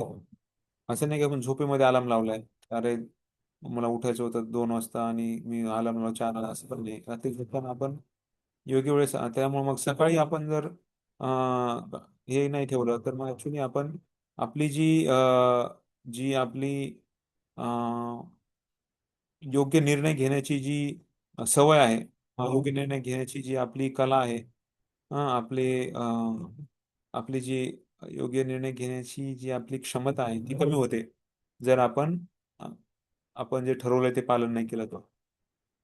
तर त्यामुळे अशा ज्या सवयी आहेत तर त्याला आपल्याला कमी करायला पाहिजे. मग आपण सात्विक सत्वगुणामध्ये आपण जाऊ शकतो. हम्म. तर जसं सात्विक वातावरणामध्ये जप करणे, जसं शिला प्रभुपाद आणि किंवा हरिदास ठाकूर सांगायचे, समोर तुळशी माताने तुळशीच्या समोर आपण जप केला पाहिजे. हा, योग्य आसन घेऊन, योग्य आसन म्हणजे आपल्या आसन ठेवून आपण जप केला पाहिजे. हे सत्वगुणाचे लक्षण आहे. अं, आणि जास्त जसं प्रबोधांच्या ग्रंथाचं वाचन जास्त वेळ केलं पाहिजे. तर हे चांगल्या चांगल्या सवयी आहेत. आणि ही अशा सवयी हळूहळू आपण रोज करत करत, ते आपली मग एक म्हणजे एक जीवनामध्ये एक चांगली गोष्ट बनून जाते. आणि दुसरी गोष्ट सांगितली, प्रभुपाद सांगतात की ऍक्च्युली आपलं जे जेवण आहे तर ते पण आपण जेवढं आवश्यक आहे तेवढंच केलं पाहिजे. जे कारण जास्त जेवण, अति आहार आपण बघितलंय, अति आहार किती धोकादायक आहे. तर आपण योग्य काही ज्या गोष्टी काही करू शकत नाही. प्रभुपादांचा आहार बघा, एकदम 50% आहार. त्याचबरोबर आपण वेळेवर आपल्या वेगवेगळ्या प्रोग्राम, जसं आता हा क्लास आहे किंवा दुसरा कुठलाही क्लास असतो, तर वेळेचा आदर केला पाहिजे. वेळेवर आपण येण्याचा प्रयत्न केला पाहिजे. हम्म. तर सिनियर डिवोटी म्हणजे काय? असं नाही की जो जास्त दिवस भक्तीमध्ये आहे, जो वेळेवर क्लासला येतो, जो अत्यावश्यक हे म्हणजे बोलत नाही, हं, तर प्रजल्प करत नाही, तर त्याला म्हणतात सिनियर. फक्त ड्रेसने किंवा फक्त वयाने सिनियर किंवा भक्तीमध्ये जास्त दिवस असल्यामुळे सिनियर बनू शकत नाही. तर मनाला मित्र बनवणं म्हणजे काय? ऍक्च्युली मनाला वाटतं की नेहमी मला चांगलं म्हणजे अं, वातावरण किंवा चांगल्या गोष्टी मला मिळाल्या पाहिजे, किंवा मला आरामदायक कसं मिळेल. तर हे सारखं मनाला वाटतं. हम्म. आणि बुद्धीला वाटतं की असं केलं का करायला पाहिजे, तसं करायला पाहिजे का. तर असे तर्कवितर्क करते. आता बुद्धी तर्कवितर्क करते. मला मला आरामदायक कशा स- गोष्टी मिळतात त्याच्याबद्दलची चिंता असते. आणि मला वाटतं की आता आता भोग करा, आता सुख व्हा. बुद्धी म्हणते नाही. बुद्धी म्हणते नाही, अरे कधी मृत्यू येईल, कधी काय होईल माहित नाही, जप करा, भक्ती करा, असं बुद्धी म्हणते. तर त्यामुळं बुद्धीला आपल्याला शुद्ध करायचंय श्रवण करून. गुरुमुख पद्मवाक्य चिते ते करूया ऐके, आरणा करिय म्हणे आशा. आणि त्या शुद्ध बुद्धीच आपल्या मनाला संयम करू शकते. तर अशा प्रकारे त्यामुळं आपल्याला गुरुच्या द्वारे आपल्याला बुद्धीला शुद्ध करायचे आणि बुद्धी मग आपल्या मनाला संयम करू शकते. कारण मनामध्ये हजारो वेगवेगळे विचार आहेत, वेगवेगळ्या धारणा आहेत, कल्पना आहेत, संकल्पना आहेत आणि कितीतरी जन्मोजन्मचे आपले अ, विचार आहेत आणि कधी कधी ते लगेच आपल्याला ते अ, वरती येतात, समोर येतात आणि अ, ते मग आपल्याला बऱ्याच वेळेस घातक ठरू शकतं. त्यामुळे प्रभुपाद इथं त्या श्लोकाला सांगतात, यम्यम वापी स्मरण भावम तिचे ते कलेवरम. हे संस्कार हा खूप इथे प्रभुपाद लिहितात, हे संस्कार कधी कधी एकमेकांच्या संपर्कात येतात आणि त्यामुळे परस्पर विरोधी चित्र निर्माण करतात. म्हणून बद्ध जीवनात मनाचे व्यवहार घातक ठरू शकतात. हा तर त्यामुळे मनुष्य आपल्या देहाचा त्याग करीत असताना ज्या ज्या भावाचे स्मरण करतो त्या त्या भावाची तो निस्संदेह प्राप्ती करतो.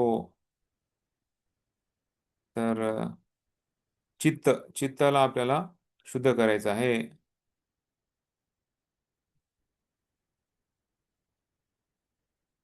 त्यामुळं वृत्ती, वासना, संस्कार, कल्पना हे सर्व जे आहेत तर हे खूप महत्वाचे समजणं. हम्म तर वृत्ती म्हणजे काय, की भौतिक गोष्टीला बघून किंवा भौतिक गोष्ट संपर्कामध्ये आल्यानंतर ज्या विचार आपल्याला येतात त्याला वृत्ती म्हणतात. वासना म्हणजे आपल्या वेगवेगळ्या भौतिक इच्छा. अं, जसं जसं मद्याची बाटली आहे. तर मद्य जरी काढलं त्याच्यातलं, दारू काढून टाकली तरी पण त्याचा वास येणार त्या दारूच्या बाटलीमध्ये. त्याचप्रमाणे वासना आहे. त्या वासना आपल्याला सुटत नाही लगेच, पण त्याला संयम करणं खूप महत्वाचं आहे. आणि संस्कार संस्कार हे खूपच म्हणजे जसं जसं सिमेंट आहे बघा, जेव्हा पाऊस येतो तेव्हा सिमेंट जसं आपण बनवतो तसं ते ते बनून राहतं. त्याच्या समजा सिमेंटमध्ये जर कोणी एखाद्याने पाय घातला त्या पायाची ठसे वगैरे सगळं त्याच्यामध्ये असतं. त्याचप्रमाणे तर आपले हे संस्कार बनतात. आणि कल्पना म्हणजे काय, की आपल्या बुद्धीमध्ये वेगवेगळ्या धारणा आपण कशा ठेवतो, तर असे त्याला त्याला कल्पना म्हणतात. त्यामुळं मनस वेगम, तर जे आपण पहिलं बघतो ना, हम्म, तर वाचो वेगम मनस क्रोध वेगम. मनस वेगम ते मनाचे मनाला संयम. मन खूप चंचल आहे, त्यामुळं अर्जुन पण सांगतो, चंचल मन कृष्णा प्रमाती बलव धडम. तर त्यामुळे या चंचल मनाला कसं आपण संयम ठेवला पाहिजे. तर भगवान सांगतात, येतो येतो निश्चय मन चंचल मस्तरम. जेव्हा जेव्हा जिथे मन जातंय त्याला तू माझ्या संयमामध्ये आण. अभ्यास करून कोणते वगैरे वैराग्याच्या मध्ये ते वैराग्य आणि अभ्यास हे करून तू मनाला संयम ठेवू शकतो. त्यामुळं नेहमी भगवानाला स्मरण करणे, जर फक्त नाही नाही नेती नेती म्हणून होणार नाही, तर आपल्याला भगवंताला सेवेमध्ये मनाला घालणे. कशा प्रकारे आपण सगळ्यात चांगलं भगवंताची सेवा करू शकू अशा प्रकारचे मनामध्ये विचार घालणे. कृष्ण सूर्य समम. ज्याप्रमाणे कृष्ण अं, कृष्ण सूर्य समम माय हो अंधकार. तर मनाला जर कृष्णमय केलं तर ऍक्च्युली माया आपल्याला काही करू शकणार नाही. तर त्यामुळं पुढे प्रभुपाद लिहित आहेत की मृत्यूसमयी जीवात्म्याची बुद्धी आणि मन पुढच्या जन्माकरिता सूक्ष्म रूपाची निर्मिती करत आहे. त्यामुळे आता आपण जे करतोय ऍक्च्युली पुढच्या जन्माला आपण तयारी करत आहे. तर त्यामुळे मृत्यूसमयी आपल्याला चिंतन भगवंताचं व्हावं आणि तरच मग आपण गोलोकधामाची प्राप्ती करू शकतो. हे सोपं नाहीये लगेच भगवंताचं धामाचं चिंतन व्हावं किंवा भगवंताचं चिंतन व्हावं. तर हे देहांतराची प्रतिक्रिया सांगितली आहे, अतिशय सूक्ष्म आहे. तर त्यामुळे भक्तांना आदेश देत आहेत की आपल्या मनाला प्रशिक्षित करा, जेणेकरून भगवंता व्यतिरिक्त इतर कोणाचेही स्मरण करणार नाही. त्याच प्रकारे जिभेला केवळ कृष्णकथा बोलण्याकरिता आणि कृष्णप्रसाद चाखण्याकरिता प्रशिक्षित केले पाहिजे.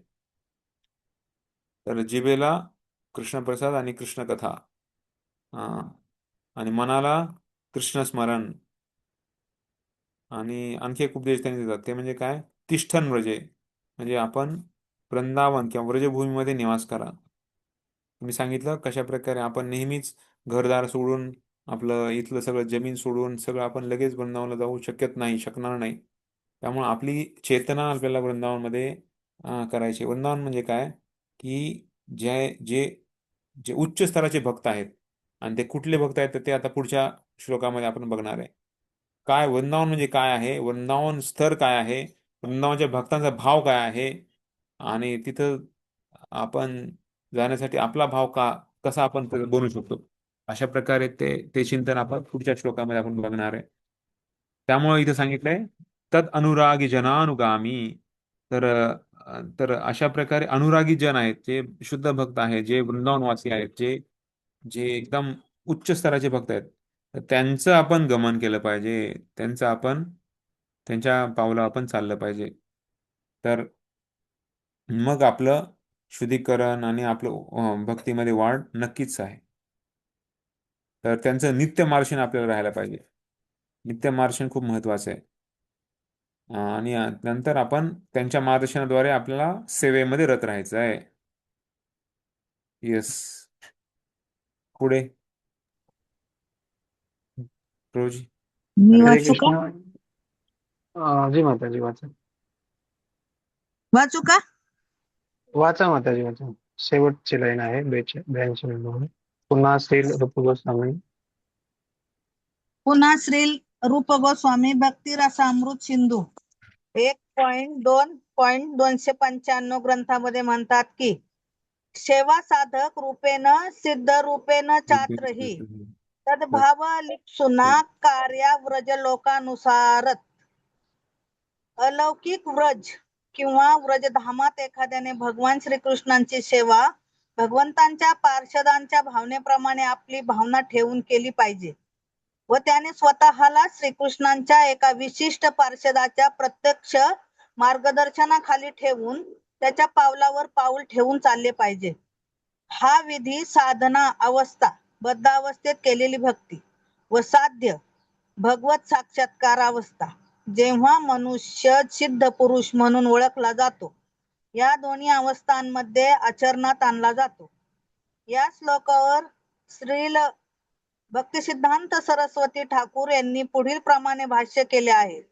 ज्याच्या ठायी अद्यापि कृष्ण भावनामृताची रुची उत्पन्न झालेली नाही, अशा मनुष्याने सर्व भौतिक कामनांचा त्याग करावा व हरिनामाचा जप करणे, श्रीकृष्णांचे नाम, रूप, गुण, लीला इत्यादींचे स्मरण करणे, या प्रकारच्या भक्तिवर्धक सिद्धांतांचे पालन करून मनाला प्रशिक्षित करावे. अशा प्रकारे कृष्ण भक्ती विषयक गोडी उत्पन्न झाली म्हणजे मग त्याने वृंदावनात निवास करण्याचा प्रयत्न करावा आणि एका कुशल कृष्ण भक्ताच्या मार्गदर्शन व आश्रयाखाली कृष्ण नाम, कृष्ण यश, कृष्ण लीला आणि श्रीकृष्णांच्या गुणांचे सतत स्मरण करीत आपला काळ व्यतीत करावा. भक्तिमय सेवेचे संवर्धन करणाऱ्या सर्व उपदेशांचे हे सार तत्व आहे. हा. नवदीक्षा. हरे कृष्ण. हरे कृष्ण. तर याच्यामध्ये प्रभुपाद देत आहेत की भक्तिरसामृत सिंधू मध्ये ऍक्च्युअली भगवंतांनी रूप गोस्वामींनी सांगितलेलं आहे. म्हणजे प्रभुपाद रूप गोस्वामींचंच जे दुसरं पुस्तक आहे भक्तिरसामृत सिंधू, ज्याच्यामधून आपण आता पुढच्या ह्याच्यामध्ये करणार, तर ते त्याच्याबद्दल सांगत आहेत की कशा प्रकारे ब्रजधामात भगवान श्रीकृष्णाची सेवा भगवंताच्या पार्षदांच्या भावनेप्रमाणे आपली भावना ठेवून केली पाहिजे. म्हणजे त्यांची काय भावना असेल, त्या भावनेप्रमाणे आपली भावना बनवणे आणि त्या प्रकारे सेवा करणे. आणि जे भगवंताचे विशिष्ट पार्षद आहेत, तर त्यांच्या मार्गदर्शनाखाली पावलावर पाऊल ठेवून चाललं पाहिजे. म्हणजे पावलावर पाऊल म्हणजे ते जिथं पाऊल टाकतात त्याच्यावर आपण आपलं पाऊल टाकायचं असं नाही, पण ते जशा प्रकारे भक्ती करत आहेत, त्यांनी ज्या प्रकारे त्यांचे अनुभव, त्यांचे मार्गदर्शन जे ते बोलत आहेत, जे ते सांगत आहेत, त्या प्रकारे आपण करण्याचा प्रयत्न केला पाहिजे. जसं शिल प्रभुपादांनी सांगितलं, कमीत कमी 16 माळाचा नियम, 16 माळाचा जप, 4 नियमाचे पालन, आणि अं, या संस्थेमध्ये दासानुदासाच्या भावाने नम्रपणे सेवा करणे. तर हा विधी त्यांनी सांगितलेला आहे. त्या प्रकारे आपण त्याच्या पालन करण्याचा प्रयत्न करणे. तर त्याला म्हणतात पावलावर पाऊल ठेवणे. तर दोन अवस्था आहेत. एक साधना अवस्था, साध्य अवस्था. साधना अवस्था म्हणजे आपण जी सध्या आपण या स्थितीमध्ये जे बद्ध अवस्थेमध्ये आहोत, भौतिक जगामध्ये बद्ध अवस्थेमध्ये आहोत, तर त्या त्या अवस्थेमध्ये केलेली भक्ती, तर ती साधना अवस्था. आणि साक्षात्कार, जेव्हा आपण भगवंता साक्षात्कार होतोय, जेव्हा सिद्ध पुरुष बनतो व्यक्ती, तर त्या भावने त्याला म्हणतात साध्य अवस्था. या दोन्ही अवस्थांमध्ये हे हा श्लोक सांगत आहेत कशा प्रकारे वृंदावनात धामात राहण्याचं म्हणजे काय. तर भक्ती सृष्टी सांगतात की जरी रुची उत्पन्न झाली नाहीये, तरी सर्व भौतिक कामनाचा त्याग करावा आणि हरिनामाचा जप करावा, नाम रूप गुणिलाचं स्मरण करावं. या प्रकारच्या भक्तिवर्धक सिद्धांचे पालन करून मनाला प्रशिक्षण करावे. त्या पुन्हा प्रशिक्षणचं पुन्हा एकदा मुद्दा आलेला आहे. प्रशिक्षण खूप महत्वाचं आहे, मनाला प्रशिक्षण देणे. हा. तर हा.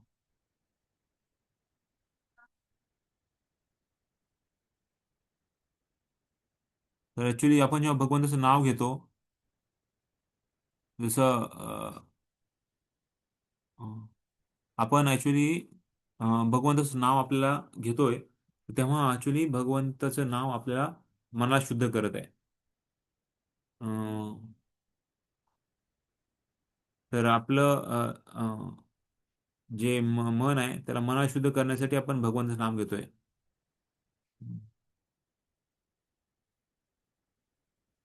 तर ऍक्च्युली आपण जेव्हा नाम घेतो तेव्हा आपलं जे सूक्ष्म मन आहे, त्याच्यातून आपले जे वाईट गोष्टी आहेत किंवा वाईट विचार आहेत ते सगळे बाहेर येतात.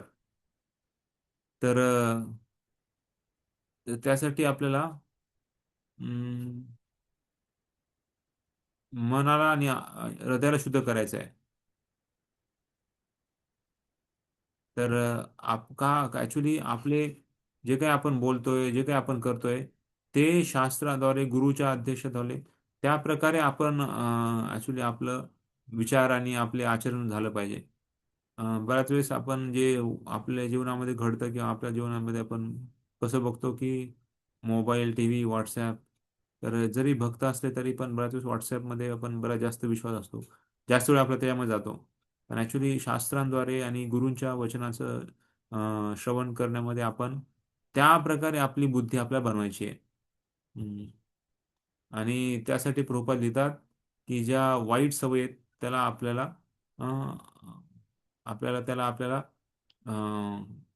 खाद्य कमी द्यायचं म्हणजे त्याला आपण कमी करायचं आहे, आणि चांगल्या सवयीला वाढवायचं आहे. आणि ठिकाणी आपल्याला ज्या ठिकाणी किंवा ज्या संघामध्ये आपल्याला भक्तीचं वातावरण कमी दिसतंय किंवा माझ्या भक्तीला बाधा आज ठरेल असं वाटतंय, त्या ठिकाणी आपण जायला नाही पाहिजे. म्हणजे अशा वातावरणामध्ये किंवा अशा संघामध्ये आपण जायचंच नाही जिथं आपल्या भक्तीला काही बाधा येण्याची आपल्याला शक्यता वाटते.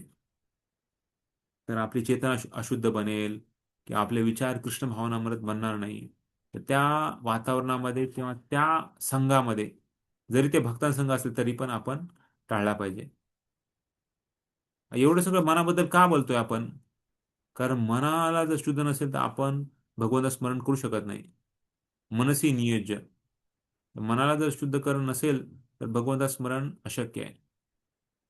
हम्म.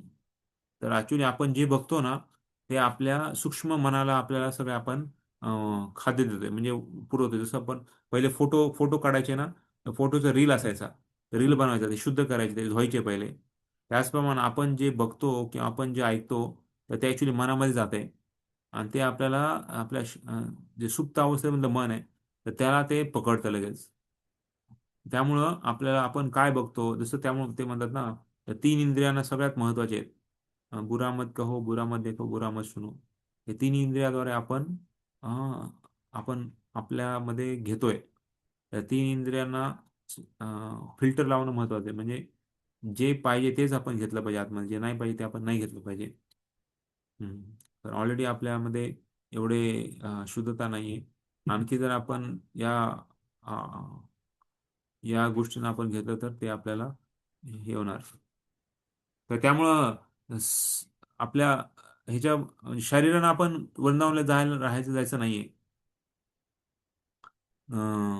कारण आजकाल वृंदावनमध्ये पण आपण बघतो कितीतरी म्हणजे प्लॉटिंग आणि हे ते खूप, म्हणजे एक आपण गेलं तर आपल्याला वाटणार पण हे वृंदावन आहे.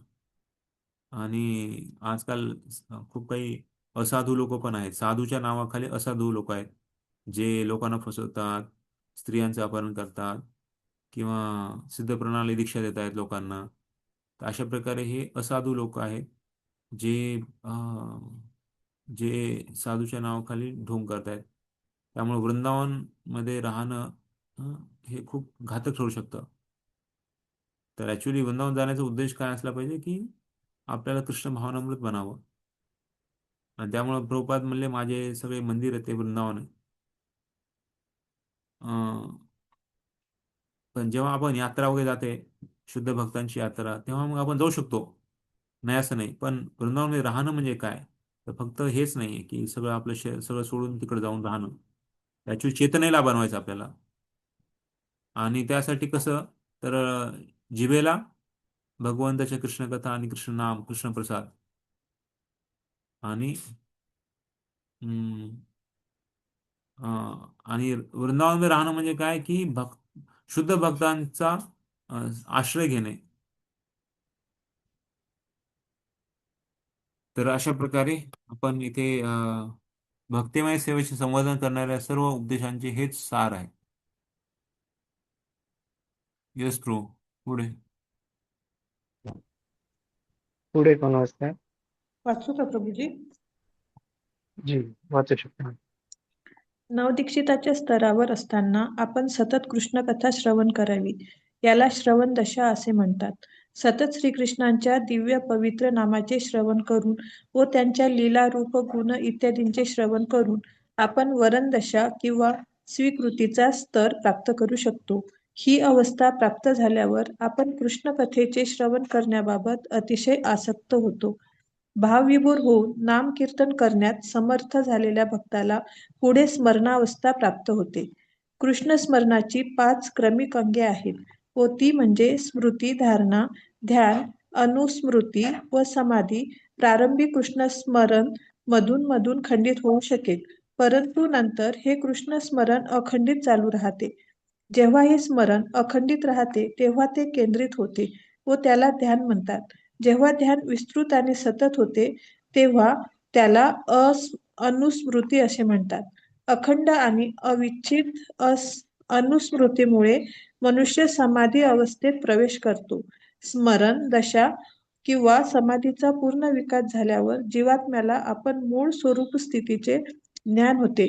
त्यावेळी त्या मनुष्याला श्रीकृष्णाशी असलेला आपला संबंध पूर्णपणे व स्पष्टपणे ज्ञात होतो.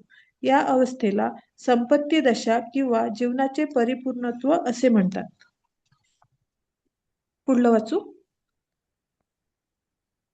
हा, ठीक आहे. तर याच्यामध्ये नवदीक्षित भक्ताचं स्थळ सांगितलेलं आहे. आणि कृष्णकथा श्रवण करायला पाहिजे, त्याला श्रवण म्हटलेलं आहे. श्रवण दशा म्हणतात.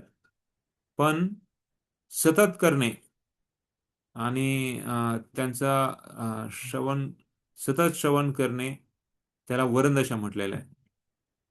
तर ह्या अवस्था प्राप्त झाल्यावर कृष्णकथेचे श्रवण अतिशय आसक्त होतो. तर भावविभोर होऊन त्याला नामस्मरण करण्यात समर्थ असल्यामुळे त्याला स्मरणावस्था प्राप्त होते. तर या अशा 3 दशा सांगितलेल्या आहेत: श्रवण दशा, वरण दशा आणि स्मरणावस्था. तर श्रवण म्हणजे जेव्हा श्रवण करतात, खास करून सतत कृष्ण कथाची श्रवण करणे. आणि जेव्हा आपण जेव्हा तो स्तर वाढतो, खास करून सतत कृष्णाचे नाम रूप गुणलीला श्रवण करून अं, अं, सतत झाल्यानंतर श्रवण करत करत ते पुढची दशा सांगितलेली ते आहे वर्णावस्था, वरण दशा. आणि ही अ, ही एवढी उच्च स्तरावर जातो की तो आसक्त एवढी बनतो की त्याला तो भाविपर होतो की नाम रूप गुणलीलामध्ये, तर त्याला स्मरणावस्था. तर अशा प्रकारे हे कृष्ण स्मरणाचे 5 अंग सांगितलेत: स्मृती, धारणा, ध्यान, अनुस्मृती आणि समाधी. तर स्मृतीमध्ये ते अखंडित नाहीये, ते कधी कधी खंडित होऊ शकतं. त्यामुळे त्याला पहिलं जे ते आहे तर ते स्मृती आहे. दुसरं आहे तर ते जे अखंडित राहतं, त्याला ध्यान म्हटलेलं आहे. आणि जेव्हा हे सतत ध्यान आहे त्याला अनुस्मृती आहे. आणि जेव्हा हे अखंड पण आहे आणि अविच्छिन्न आहे, अ, त्या त्या त्या अवस्थेला समाधी म्हटलं जाते. तर अशा प्रकारे हे वेगवेगळे स्तर सांगितलेत. आणि समाधीचा पूर्ण विकास झाल्यावर जीवात्म्याला आपल्या मूळ स्वरूप स्थितीचे ज्ञान होते. मूळ स्वरूप स्थिती काय आहे तर त्याचं ज्ञान त्याला होतं. आणि त्यावेळेस तो कृष्णाशी असलेला संबंध पूर्णपणे स्पष्ट ज्ञान होतं. त्याला म्हणतात संपत्ती दशा. तर ही उच्च स्तराची दशा आहे, संपत्ती दशा. जीवनाचे परिपूर्ण असे मिळतात, त्याला म्हणतात. तर पहिलं श्रवण दशा, वरण दशा आणि स्मरणावस्था आणि संपत्ती दशा, अशा चार उच्च 4 स्तर सांगितलेले आहेत. यानंतर शेवटचं पॅरेग्राफ. एक प्रभूजी कोणी वाचतील का? प्रभूजीच. हरे कृष्ण प्रभूजी. हरे कृष्ण. वाचू प्रभूजी. हा. चैतन्य चरितामृत या ग्रंथात नवदीक्षित भक्तांना असा सल्ला देण्यात आला आहे की त्यांनी सर्व स्वार्थी कामनांचा त्याग करावा व शास्त्रांच्या मार्गदर्शनाप्रमाणे भगवंताची साधना भक्ती करावी. अशा प्रकारे एक नवदीक्षित भक्त श्रीकृष्णांचे नाम, यश, रूप, गुण इत्यादींवर क्रमाक्रमाने आसक्त होऊ शकतो. जेव्हा एखाद्यामध्ये अशा आसक्तीचा विकास होतो तेव्हा तो विधी निषेधांचे पालन न करताही श्रीकृष्णांच्या चरणकमलांची सेवा करू शकतो. या अवस्थेला राग भक्ती असे म्हणतात. या अवस्थेत तो वृंदावनातील एका पार्षदाच्या पदचिन्हांचे अनुगमन करू शकतो. याला रागानुग भक्ती म्हणतात. शांत रसामध्ये रागानुग भक्ती करताना भक्ताला श्रीकृष्णांची गाय किंवा श्रीकृष्णांची छडी अथवा त्यांच्या हातातील मुरली व्हावीसे वाटते किंवा त्याला त्यांच्या गळ्यातील फूल व्हावीसे वाटते. दास्य रसामध्ये भक्त चित्रक, पत्रक किंवा रक्तक या दासांच्या पदचिन्हांचे अनुगमन करतो. सख्य रसामध्ये भक्त बलदेव, श्रीदामा किंवा सुदामा यासारख्या मित्रांप्रमाणे होतो. वात्सल्य रसात एखाद्याला नंद किंवा यशोदा मातेप्रमाणे होता येते व माधुरी रसामध्ये एखाद्याला श्रीमती राधाराणी किंवा ललितासारख्या तिच्या सखी अथवा रूप आणि रती सारख्या मंजिरीप्रमाणे होता येते. हेच भक्तिविषयक समस्त उपदेशांचे सार आहे. हरे कृष्णा प्रभूजी. धन्यवाद. हा. हरे कृष्ण. तर वैदिक भक्तीपासून रागानुगा भक्तीमध्ये कसं जायचं, तर तो एक प्रश्न आहे. तर त्यासाठी चैतन्य चरितामृतमध्ये मध्य रिलेमध्ये 22वा धडा आहे, 109वा श्लोक आहे. त्यामध्ये सांगितलंय 22:109. त्याच्यामध्ये प्रभुपाद लिहितात, जसं एखादा टाईप रायटर आहे, म्हणजे जो टायपिंगचं मशीन असते, तर टायपिंगचं मशीन शिकतोय, तर त्याला त्याची जी टायपिंगची जी वेग आहे, स्पीड आहे, तर त्याला ती वाढवायची आहे. तर पहिले तर तो हळूहळू टायपिंग बटन त्याला माहीत नसतं, ए कुठं आहे किंवा अ कुठं आहे, ब कुठं आहे, क कुठं आहे किंवा ABCD. तर त्या सगळ्या शब्दाला तो बघतो पहिले, कुठं हा शब्द आहे, कुठलं हे बटन आहे. तर ते बघत बघत पहिले टाईप करतो. नंतर त्याला हळूहळू हळूहळू रोज टाईप करत करत त्याला मग सवय होती. आणि मग तो हळूहळू त्याची जी टायपिंग करण्याची जी वेग आहे, तर ती हळूहळू वाढत जाते. तर हा, त्यांनी जेव्हा ऐकतोय काय टाईप करायचंय, तर ते लगेच त्याला बटन कुठं आहे ते पहिले तर बघतो. पहिले त्याला काही विश्वास नसतो योग्य येईल का नाही, तर त्यामुळे स्पीड काहीच नसते पहिल्यांदा. मग हळूहळू सगळं समजल्यावर मग स्पीड वाढत जाते. आणि अशा प्रकारे मग तो त्याची जी गती आहे तो वाढवू शकतो. अं, तर त्याचप्रमाणे जसं सायकल पण आहे. सायकल चालवताना पहिल्यांदा बऱ्याच वेळेस मुलं पडतात शिकताना. पण हळूहळू जेव्हा तो पुढे जातो तेव्हा ते हळूहळू ते जमून जातं आणि मग तर बऱ्याच वेळेस बिना हँडल पकडता पण चालतात काही मुलं. त्याचप्रमाणे वैदिक साधना भक्तीमध्ये नियम सांगितलेले आहेत. आणि त्या नियमांना आपल्याला पालन करायचं आहे. आणि हे नियम गुरूंना दिलेले आहेत. गुरु आणि भक्तांनी दिलेले आहेत. तर या नियमांच्या आधारे आपण जेव्हा भक्ती करतो तर असा एक वेळ येईल की ते जे नियम आहेत ते आपल्याला स्वाभाविक बनून जातील. जसं कृष्ण भक्ती स्वाभाविक आहे पण आज ते आच्छादलेली आहे. हां, जसं कुणाचा हापूस आंबा आहे आणि तो हापूस आंबा आहे पण त्यांनी ते झाकून ठेवलेला आहे त्यामुळे दिसत नाहीये. मग त्या मुलाला म्हणलं, "अरे तुला आंबा पाहिजे का?" "हो आंबा आहे." "इथंच आहे." "कुठे आहे?" त्याला नाही दिसत. पण जेव्हा मग ते टॉवेल काढतो तेव्हा त्याला आंबा दिसतो. आंबा प्रकट नाही झाला, तो तिथं होता ऑलरेडी, फक्त तो झाकलेला होता. जेव्हा ते झाकण काढलं किंवा जो जो झाकलेला जे टॉवेल तो काढला तर लगेच त्याला दिसला. त्याचप्रमाणे भक्ती ही स्वाभाविक आहे, ती प्रत्येकामध्ये आहे, पण त्याला जागृत करायचंय. आणि त्यासाठी सांगितले नित्यसिद्ध कृष्णप्रेम साध्य कबू नये, श्रवणादी शुद्धचिते करो उदय. श्रवणादी शुद्धचिते, श्रवण आदी म्हणजे श्रवण, कीर्तन, स्मरण, वंदन, पादन असे सगळे भक्तीचे 9 अंग सांगितलेले आहेत. याद्वारे आपल्याला या ज्या आच्छादलेल्या भक्तीला जागृत करायचंय. आणि त्यानंतर मग स्वाभाविक भक्ती होईल. जी बलोत्पादिका भक्ती आहे ती स्वाभाविक बनेल. त्यामुळे वैदिक भक्ती ही रागवणुका भक्ती बनेल. तर हे स्वाभाविक करण्यासाठी आपल्याला आपल्याला अ, अ, याच्यामध्ये आपल्या मनाला सेवेमध्ये लावणं खूप महत्वाचं आहे. त्याचबरोबर आपल्याला भगवंताचं स्मरण हे भगवंताच्या सेवेमध्ये आपण काय करतोय, कशासाठी करतोय, हे वारंवार प्रश्न विचारला पाहिजे. जी कुठली आपण क्रिया करतोय, जी कुठली आपण सेवा करतोय, हे कशासाठी करतोय, ह्याचा उद्देश काय आहे?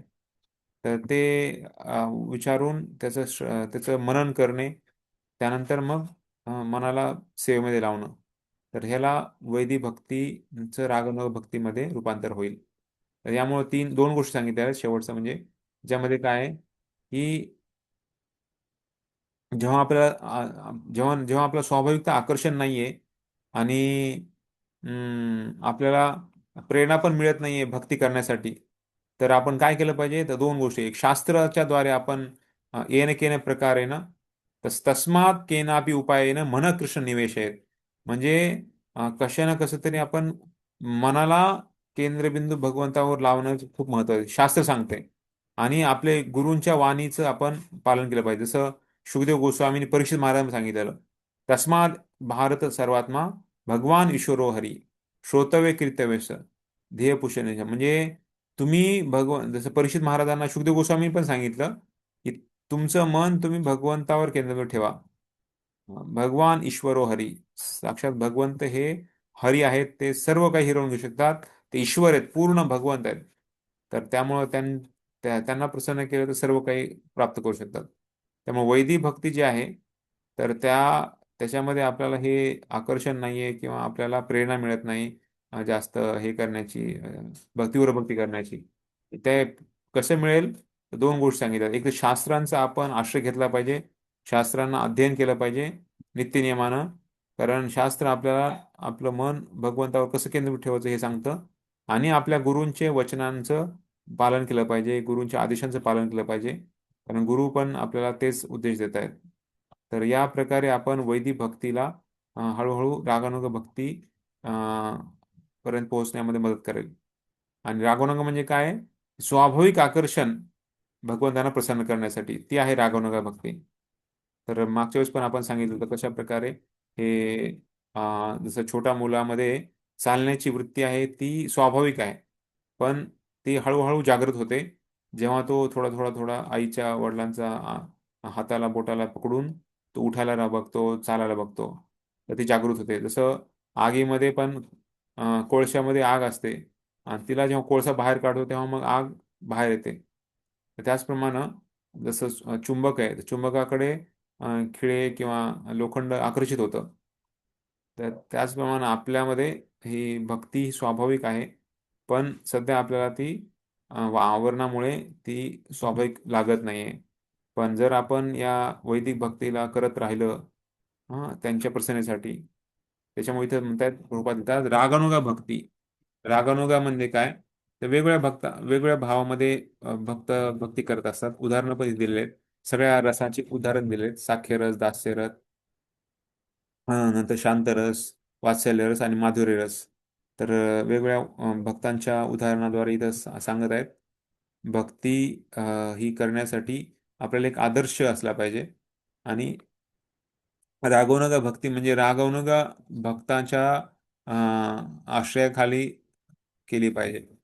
तर रागवणुका भक्ती म्हणजे रागवणुका भक्त म्हणजे आपले जे गुरु आहेत आणि उच्च स्तराचे वैष्णव आहेत, शुद्ध भक्त आहेत. तर जसं आज आपल्यासाठी खास करून श्रील प्रभुपाद त्यांनी जे नियम दिलेले आहेत, त्यांनी जे आपल्याला अ, जे नीती नियम दिलेले आहेत, त्याला जर आपण पालन केलं, आपण जरी रागवणुका नसलो तरी आपली प्रगती त्यापर्यंत होऊ शकते. तर हेच या श्लोकाचं सार इथे आजच्या आपल्याला सांगितलेलं आहे की आपण जे मागचा श्लोक आपण बघितला, भगवंताचं नाम घेणे. भगवंताचं नाव हे 24 तास घेतलं पाहिजे आणि नावाबरोबरच नामरूप गुण लीला यांचं पण कीर्तन पण करायचं, स्मरण पण करायचं आहे. आणि हे करताना जिभेला आणि मनाला आपल्याला कार्यरत ठेवायचं आहे. आता पहिली गोष्ट सांगितली. दुसरं म्हणजे आपल्याला वृंदावनमध्ये वास करायचा आहे. वृंदावन किंवा गोलोक. आणि प्रभुपाद सांगायचे आमचे मंदिरं सगळे गोलोक आणि वृंदावनचे प्रतीक आहेत, वैकुंठ आहेत, गोलोक आहेत. तर आपल्या घराला मंदिर बनवायचं आहे म्हणजे वैकुंठ बनवायचं आहे. आणि भक्तांच्या मार्गदर्शनाखाली भगवंताची सेवा करायची आहे. अशा प्रकारे आपण जर राहिलं तर आपण उच्च गतीला प्राप्त करू शकतो. हरे कृष्ण. कोणाला काही प्रश्न आहे का? हरे कृष्णा प्रभूजी, दंडवत प्रणाम. प्रभूजी, दोन प्रश्न आहेत. प्रभूजी, मग आपण जी भक्ती करतो ती कुठल्या प्रकारची असेल? आपण सांगितलं ना, आपण आता सध्या जे आहे ते वैदिक भक्ती आहे. वैदिकमध्ये साधना भक्ती आहे. वैदिकमध्ये दोन प्रकार आहेत, साधना भक्ती आणि रागवणुका भक्ती.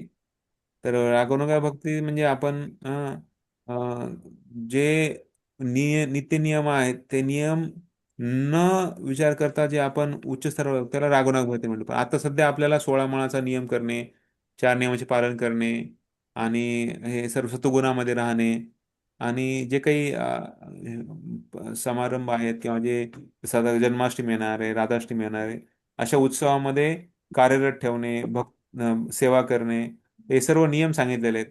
त्यामुळे आपण नियमाद्वारे आपण जी भक्ती करत आहोत त्याला म्हणतात वैदिक साधना भक्ती. तर वैदिक भक्तीमध्ये साधना भक्ती आपण करतो आहोत. आणि नंतर ह्याच्या वरची जी स्तर आहे तर ते आहे रागवणुका भक्ती. तर तर त्याला म्हणजे स्वाभाविकता आकर्षण बसणे म्हणजे त्यांना सांगण्याची गरजच नाहीये. त्याला नियमावली घालून देण्याची गरज नाहीये. ते सतत 24 तास भगवंताचं नामस्मरण किंवा कीर्तन करतील. 24 तास भगवंताकडे आकर्षण राहणार. अशा प्रकारे ती खूप उच्च स्तराची भक्ती आहे, ती रागवणुका भक्ती आहे. पण आपली सध्या जी आहे ती वैदिक साधना भक्ती. ओके प्रभूजी. आणि प्रभूजी, दुसरं एक, हे वाक्य नाही कळलं. दास्य रसामध्ये भक्त चित्रक, पत्रक किंवा रक्तक या दासांच्या पदचिन्हांचे अनुगमन करतो. तर हे तीन शब्द नाही कळले. तर हे जे आहे ते त्यांची उदाहरणं दिलेली आहेत. चित्रक, पत्रक आणि रक्तक. तर हे दास आहेत आणि हे भगवंताचे दास रूपामध्ये सेवा करत असतात. तर भगवंताची एक जसं आपण म्हणतो हनुमान हे दास्य रसामध्ये रामाची सेवा करत आहेत. तसंच भगवंताच्या धामामध्ये चित्रक, पत्रक आणि रक्तक हे तिन्ही पण भगवंताचे दास आहेत आणि ते दास रूपामध्ये भगवंताची सेवा करतायत. त्यांच्याबद्दल डिटेलमध्ये आपल्याला नंतर कळू शकतंय, पण सध्या हे नाव दिलेले आहेत त्यांची ओके. आणि सगळ्या रसामध्ये वेगवेगळे नावं दिलेले आहेत. की साखर रसामध्ये कोण भक्त आहेत, वात्स्य रसामध्ये कोण भक्त आहेत, माधुर रसामध्ये कोण भक्त आहेत. तर त्यामुळे आणि शांत रसाचं पण दिलंय प्रभुपादांनी. शांत रसामध्ये पण कशा प्रकारे एक बासरी आहे किंवा छडी आहे. तर हे सर्व भगवंताची सेवा आणि गळ्यातले फूल आहे तर हे पण सेवा म्हणून करतायत. पण त्यांचा रस आहे तर तो शांत रस आहे. Okay Prabhuji, thank you Prabhuji. हरे कृष्ण. कृष्ण प्रभूजी, दंडवत प्रणाम. हरे कृष्ण. तर धन्यवाद सर्वांचा. हरे कृष्ण. हरे कृष्ण प्रभुजी, धन्यवाद. हरे कृष्ण. हरे कृष्ण. प्रभूजी, मला एक प्रश्न विचारायचा होता. हा मागच्या वेळेस तुम्ही लिव्ह केलं त्यामुळे राहून गेलं. ओपन बुक मधला जो प्रश्न सांगितला ना तुम्ही दुसरा, हा 2 व 3 श्लोकामधील हा संदेशातील तुम्हाला स्वतःला लागू असलेले मुद्दे तुम्ही तुमच्या दैनंदिन जीवनात कसे आचरणात आणाले याचे वर्णन करा. ह्यातलं एखादं उदाहरण सांगू शकाल का तुम्ही मला? 2 आणि 3 श्लोकामधून संदेशातील तुम्हाला स्वतःला लागू असलेले मुद्दे तुम्ही तुमच्या दैनंदिन जीवनात कसे आचरण कराल. तर आपण ह्याच्यावर चर्चा केली ना. दुसरा आणि तिसरा जो श्लोक आहे तर हम्म. तो कसा आपल्या जीवनामध्ये आपण लागू करू शकतो तर त्याबद्दल सांगत आहेत. तर आपण ऑलरेडी ह्याच्यामध्ये जे आपण क्लासमध्ये चर्चा केलेली कशा प्रकारे भक्तीमध्ये अडथळे जे येत आहेत ते आपण अडथळे तर खूप येतात आपल्याला भक्तीमध्ये पण त्याच्यावर कशी मात करायची तर त्यामध्ये मन इंद्रिय आहेत त्याचं त्याचं सर्व वर्णन ह्याच्यामध्ये केलेलं आहे. हा कारण आपण बघतो ना कशा प्रकारे ज्या मूलभूत मागण्या आहेत त्या पूर्ण कशा करायच्यात आणि त्याबरोबर भौतिक चक्रामध्ये न अडकता आध्यात्मिक प्रगती कशी करायची तर हे या श्लोकामध्ये सांगितलेलं आहे. म्हणजे भक्तीमध्ये जे आढळ येत आहेत रोजच्या दैनंदिन जीवनामध्ये शारीरिक गरजाची पूर्तता करणे किंवा मायाशक्तीची निर्मिती आहे तर ही सर्व कसं आपण रोजचं भक्ती करतोय तर त्याला कसं आपण अडथळ्यावर मात करायचे किंवा भक्तीला अनुकूल तत्वे जे आहे तिसरा श्लोक त्याच्याबद्दल पण सांगितलंय तिसऱ्या श्लोकामध्ये की भक्तीला अनुकूल जी तत्व आहेत तर ते कसं आपण आपल्या जीवनात पालन करायचंय. तर शुद्ध भक्तीला प्रगत करण्यासाठी हे तत्व कसे आपण पालन करतोय तर त्याला म्हटलेलं आहे. तर अशा प्रकारे दुसरा आणि तिसरा श्लोकामधून आपल्याला लिहायचंय.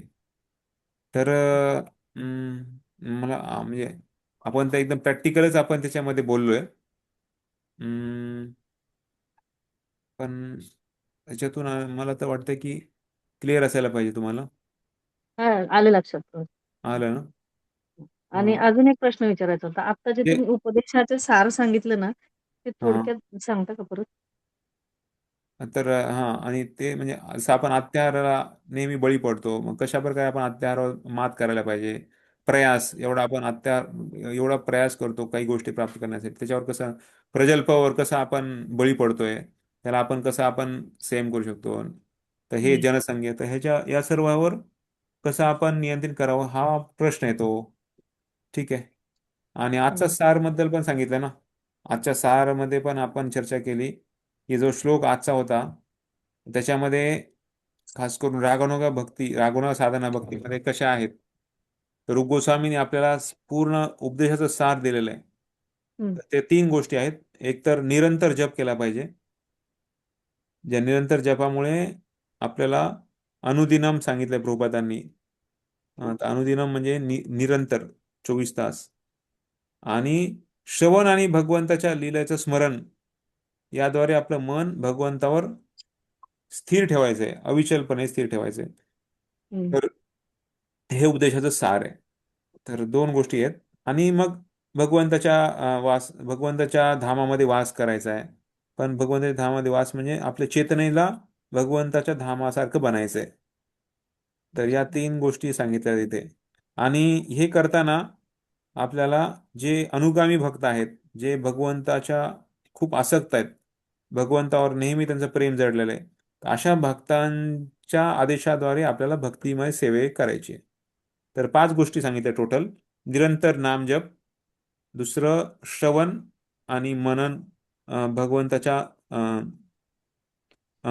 श्रवण आणि भगवंताच्या लीलाचं स्मरण करून मनाला भगवंतावर केंद्रित ठेवायचं आहे. तिसरं आहे भगवंताच्या धामामध्ये वास करायचा आहे. चौथं आहे भगवंताच्या अनुगामी भक्तांच्या पदचिन्हावर चालायचं आहे आणि त्यांनी दिलेली भक्तिमय सेवेमध्ये आपल्याला लागायचं आहे.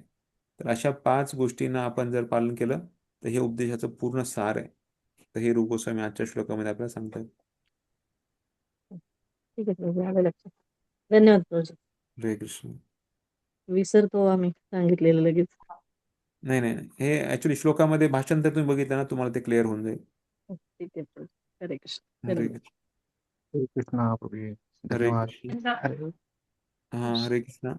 हा प्रभूजी, एकच प्रश्न होता, वेळ हा असेल तर विचारू का? हा, बोला ना. अजित प्रभू, आपण म्हणले की नाही का, वृंदावन आपण चेतनेमध्ये म्हणजे चेतनेत वृंदावन राहायला पाहिजे, त्याचं प्रॅक्टिकली कसं किंवा काय त्याचं उदाहरण प्रॅक्टिकली थोडं म्हणजे स्पष्ट करू शकता का? ऍक्च्युली आता पुढच्या 2 श्लोकामध्ये वृंदावन वासी म्हणजे कोण आहेत आणि त्यांची भावना काय आहे, त्यांची उच्च स्थिती काय आहे, त्याबद्दलच ऍक्च्युली पुढे येणार आहे. तरी पण त्याच्यामध्ये काय आहे की जे उच्च स्तराचे भक्त आहेत, वृंदावनमध्ये राहणारे कोण आहेत, तर आहेत नंद यशोदा, राधाराणी, गोपी. तर त्यांचा भक्ती कशा प्रकारची आहे, ज्या प्रकारे आपण उद्धव जे होते, उद्धव गेले आणि त्यांना अक्षरशः ते स्तब्ध झाले की काय हे भाव यांचा, नंद आणि यशोदा कृष्णाच्या विरहामध्ये ते एवढे रडतायत. त्यांना स्वतःच्या जीवनाबद्दलची चिंता नाहीये, बाकी कुठल्या गोष्टी चिंता नाहीये. हा, गोपींचं भगवंतावरचं प्रेम किती अनन्य आहे, उच्च स्तराचं आहे. तर हे बघून त्यांना वाटलं की मी गुलमलता बनतो, एक एक एक गवताचं पातं बनतो, गवत बनतो. पण ते म्हणले काय मी माझ्यामध्ये ही स्तर पण नाहीये.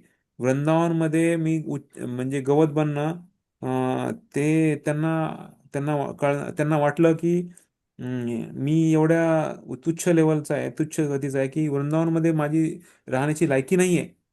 बघा, उद्धव म्हणजे कोण होते, तर भगवंताचे एकदम घनिष्ठ, सारखे भगवंताच्या सारखेच राहणे, भगवंतासारखेच ड्रेस, भगवंतासारखंच एकदम दिसत होते ते आणि सारखं भगवंताच्या संघामध्ये होते. पण तरी पण ते म्हणतात की वृंदावनवासी जे भक्त आहेत, यांची जी भक्ती आहे ती ती मला कळण्यासाठी भगवंतानी मला इथं पाठवलंय.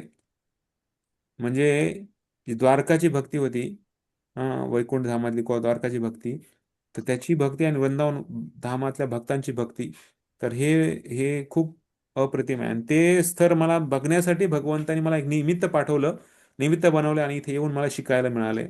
आणि ते म्हणतात की मी एक गवत बनेल, जर माझ्यामध्ये वृंदावन, जर मला गवत बनण्याची जर लायकी नसेल तर मला वृंदावनच्या बाहेर मला गवत बनावं. पण गवत कशामुळे बनावं, जेणेकरून गोपी आणि राधाराणी आणि जे गोंदानवासी आहेत ते माझ्यावर चालतील आणि त्यांच्या धुळीच्या कणाद्वारे माझा उद्धार होईल. तर अशी भावना ते ठेवतात. कारण त्यांच्यामध्ये एक थोडी सुद्धा स्वार्थीपणा नाहीये, थोडस सुद्धा द्वेष भावना नाहीये. आणि उच्च उच्च स्तराची सेवा भावना आहे, उच्च स्तराची निस्वार्थी भावना आहे. तर ही आहे वृंदावन धाम वाणी चेतना. त्यामुळं धाम म्हणजे फक्त शारीरिक दृष्ट्या धाम नाहीये, धाम म्हणजे चेतना जे द्वारे धाम. जरी कोणी वृंदावनमध्ये, जसं प्रभुपाद म्हणले मी अमेरिकेमध्ये आहे, पण मला अमेरिकेत राहतोय तरी पण माझी जी मला वृंदावनचं थोडं सुद्धा विस्मरण नाहीये. आणि त्यांनी त्या जे हिप्पी लोक होते, जे ड्रग पीत होते, जे वाईट व्यसनाचे आहारी होते, त्यांना त्यांनी वृंदावन धाम दर्शन दिलं, वृंदावन धामामध्ये त्यांना वास दिला. तर त्यांनी तिथं धाम बनवलं. तर ते सांग त्यामुळे प्रभुपाद म्हणले, म्हणजे सगळे भक्त सांगतात प्रभुपादांनी वृंदावन सोडलं नाही, उलट वृंदावनला घेऊन गेले आणि सगळीकडे वृंदावन बनवलं. तर हे शुद्ध भक्ताचं लक्षण आहे. तर ते नेहमी भगवंताच्या धामात. त्यामुळं त्यामुळं भगवान तिथे प्रार्थना सांगतात की अं, जिथं भक्त माझे कीर्तन करतात, तर तिथे मी राहतो. तर जे भगवंत राहतात तिथे ते भगवंताचं धाम बनतं. त्यासाठी आपल्याला आपलं हृदय भगवंताचं धाम बनवायचंय, आपली चेतना भगवंताचं धाम बनवायचंय, जेणेकरून आपली चेतना आणि आपलं हृदय भगवंत नेहमी वास करतील. आणि ह्याला म्हणतात वृंदावनवास.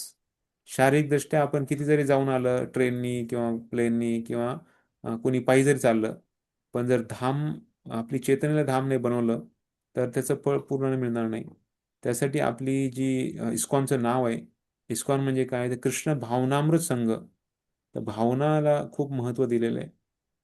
तर कुठल्या भावनेनं आपण कुठली गोष्ट करतोय ह्याला जास्त महत्त्व आहे. जर भावना शुद्ध नसेल तर ते भगवंताला खुश नाही करणार, किती जरी ते अमृतासारखं गोड असलं तरी. तर त्यामुळं विष लागणार ते भगवंतांना, कारण शुद्ध भावना नाही आहे. जसं एखाद्याला जर सेवा दिली पण ती सेवा जर त्यांनी म्हणजे खूप तिचे आनंदपूर्वक नाही केली, कसं तरी करायचं म्हणून केलं कारण त्याला इच्छा नव्हती, तर ती भगवंताला काट्यासारखं टोचणार, जरी ते फुलाचे आहार आहे ते. कारण त्याला वाटलं की अरे, मला सकाळचा जप सोडून मला काय फुलं तोडायला लावले, मला काय तिकडनं फुल आणायला लावले मार्केटमधून. तर मग त्याला खूप चिडत त्यांनी सेवा केली. तर भगवंताला ते फूल एवढं सुमधुर आणि एवढं स्पर्श केल्यावर आनंद द्यायला पाहिजे, पण ते त्यांना काट्यासारखं लागणार, कारण ते ते भक्तांनी त्या भावनेप्रमाणे नाही केलं. त्यामुळं भावना खूप सर्वात जास्त महत्त्व दिलेलं आहे. तर त्यामुळं आपल्याला वृंदावनचा भाव आपल्याला प्रकट करायचा आहे. पुढच्या 2 श्लोक ती चर्चा होणार आहे. ठीक आहे. ओके, ठीक आहे. धन्यवाद हरे प्रभूजी. कृष्ण. थँक्यू प्रभूजी. हरे कृष्ण. येस. हरे कृष्ण. हरे उद्या कृष्ण, एकादश आहे. धन्यवाद प्रभूजी. हरे कृष्ण. प्रभूजी. हरे हरे कृष्ण. कृष्ण हरे कृष्ण प्रभूजी. दंडवत प्रणाम. थँक्यू श्री प्रभूजी. उपदेश हरे श्री उपदेशामृत कृष्ण. उपदेशामृत की जय, श्रील प्रभुपाद की जय, गौर भक्त की जय. हरे कृष्ण कृष्ण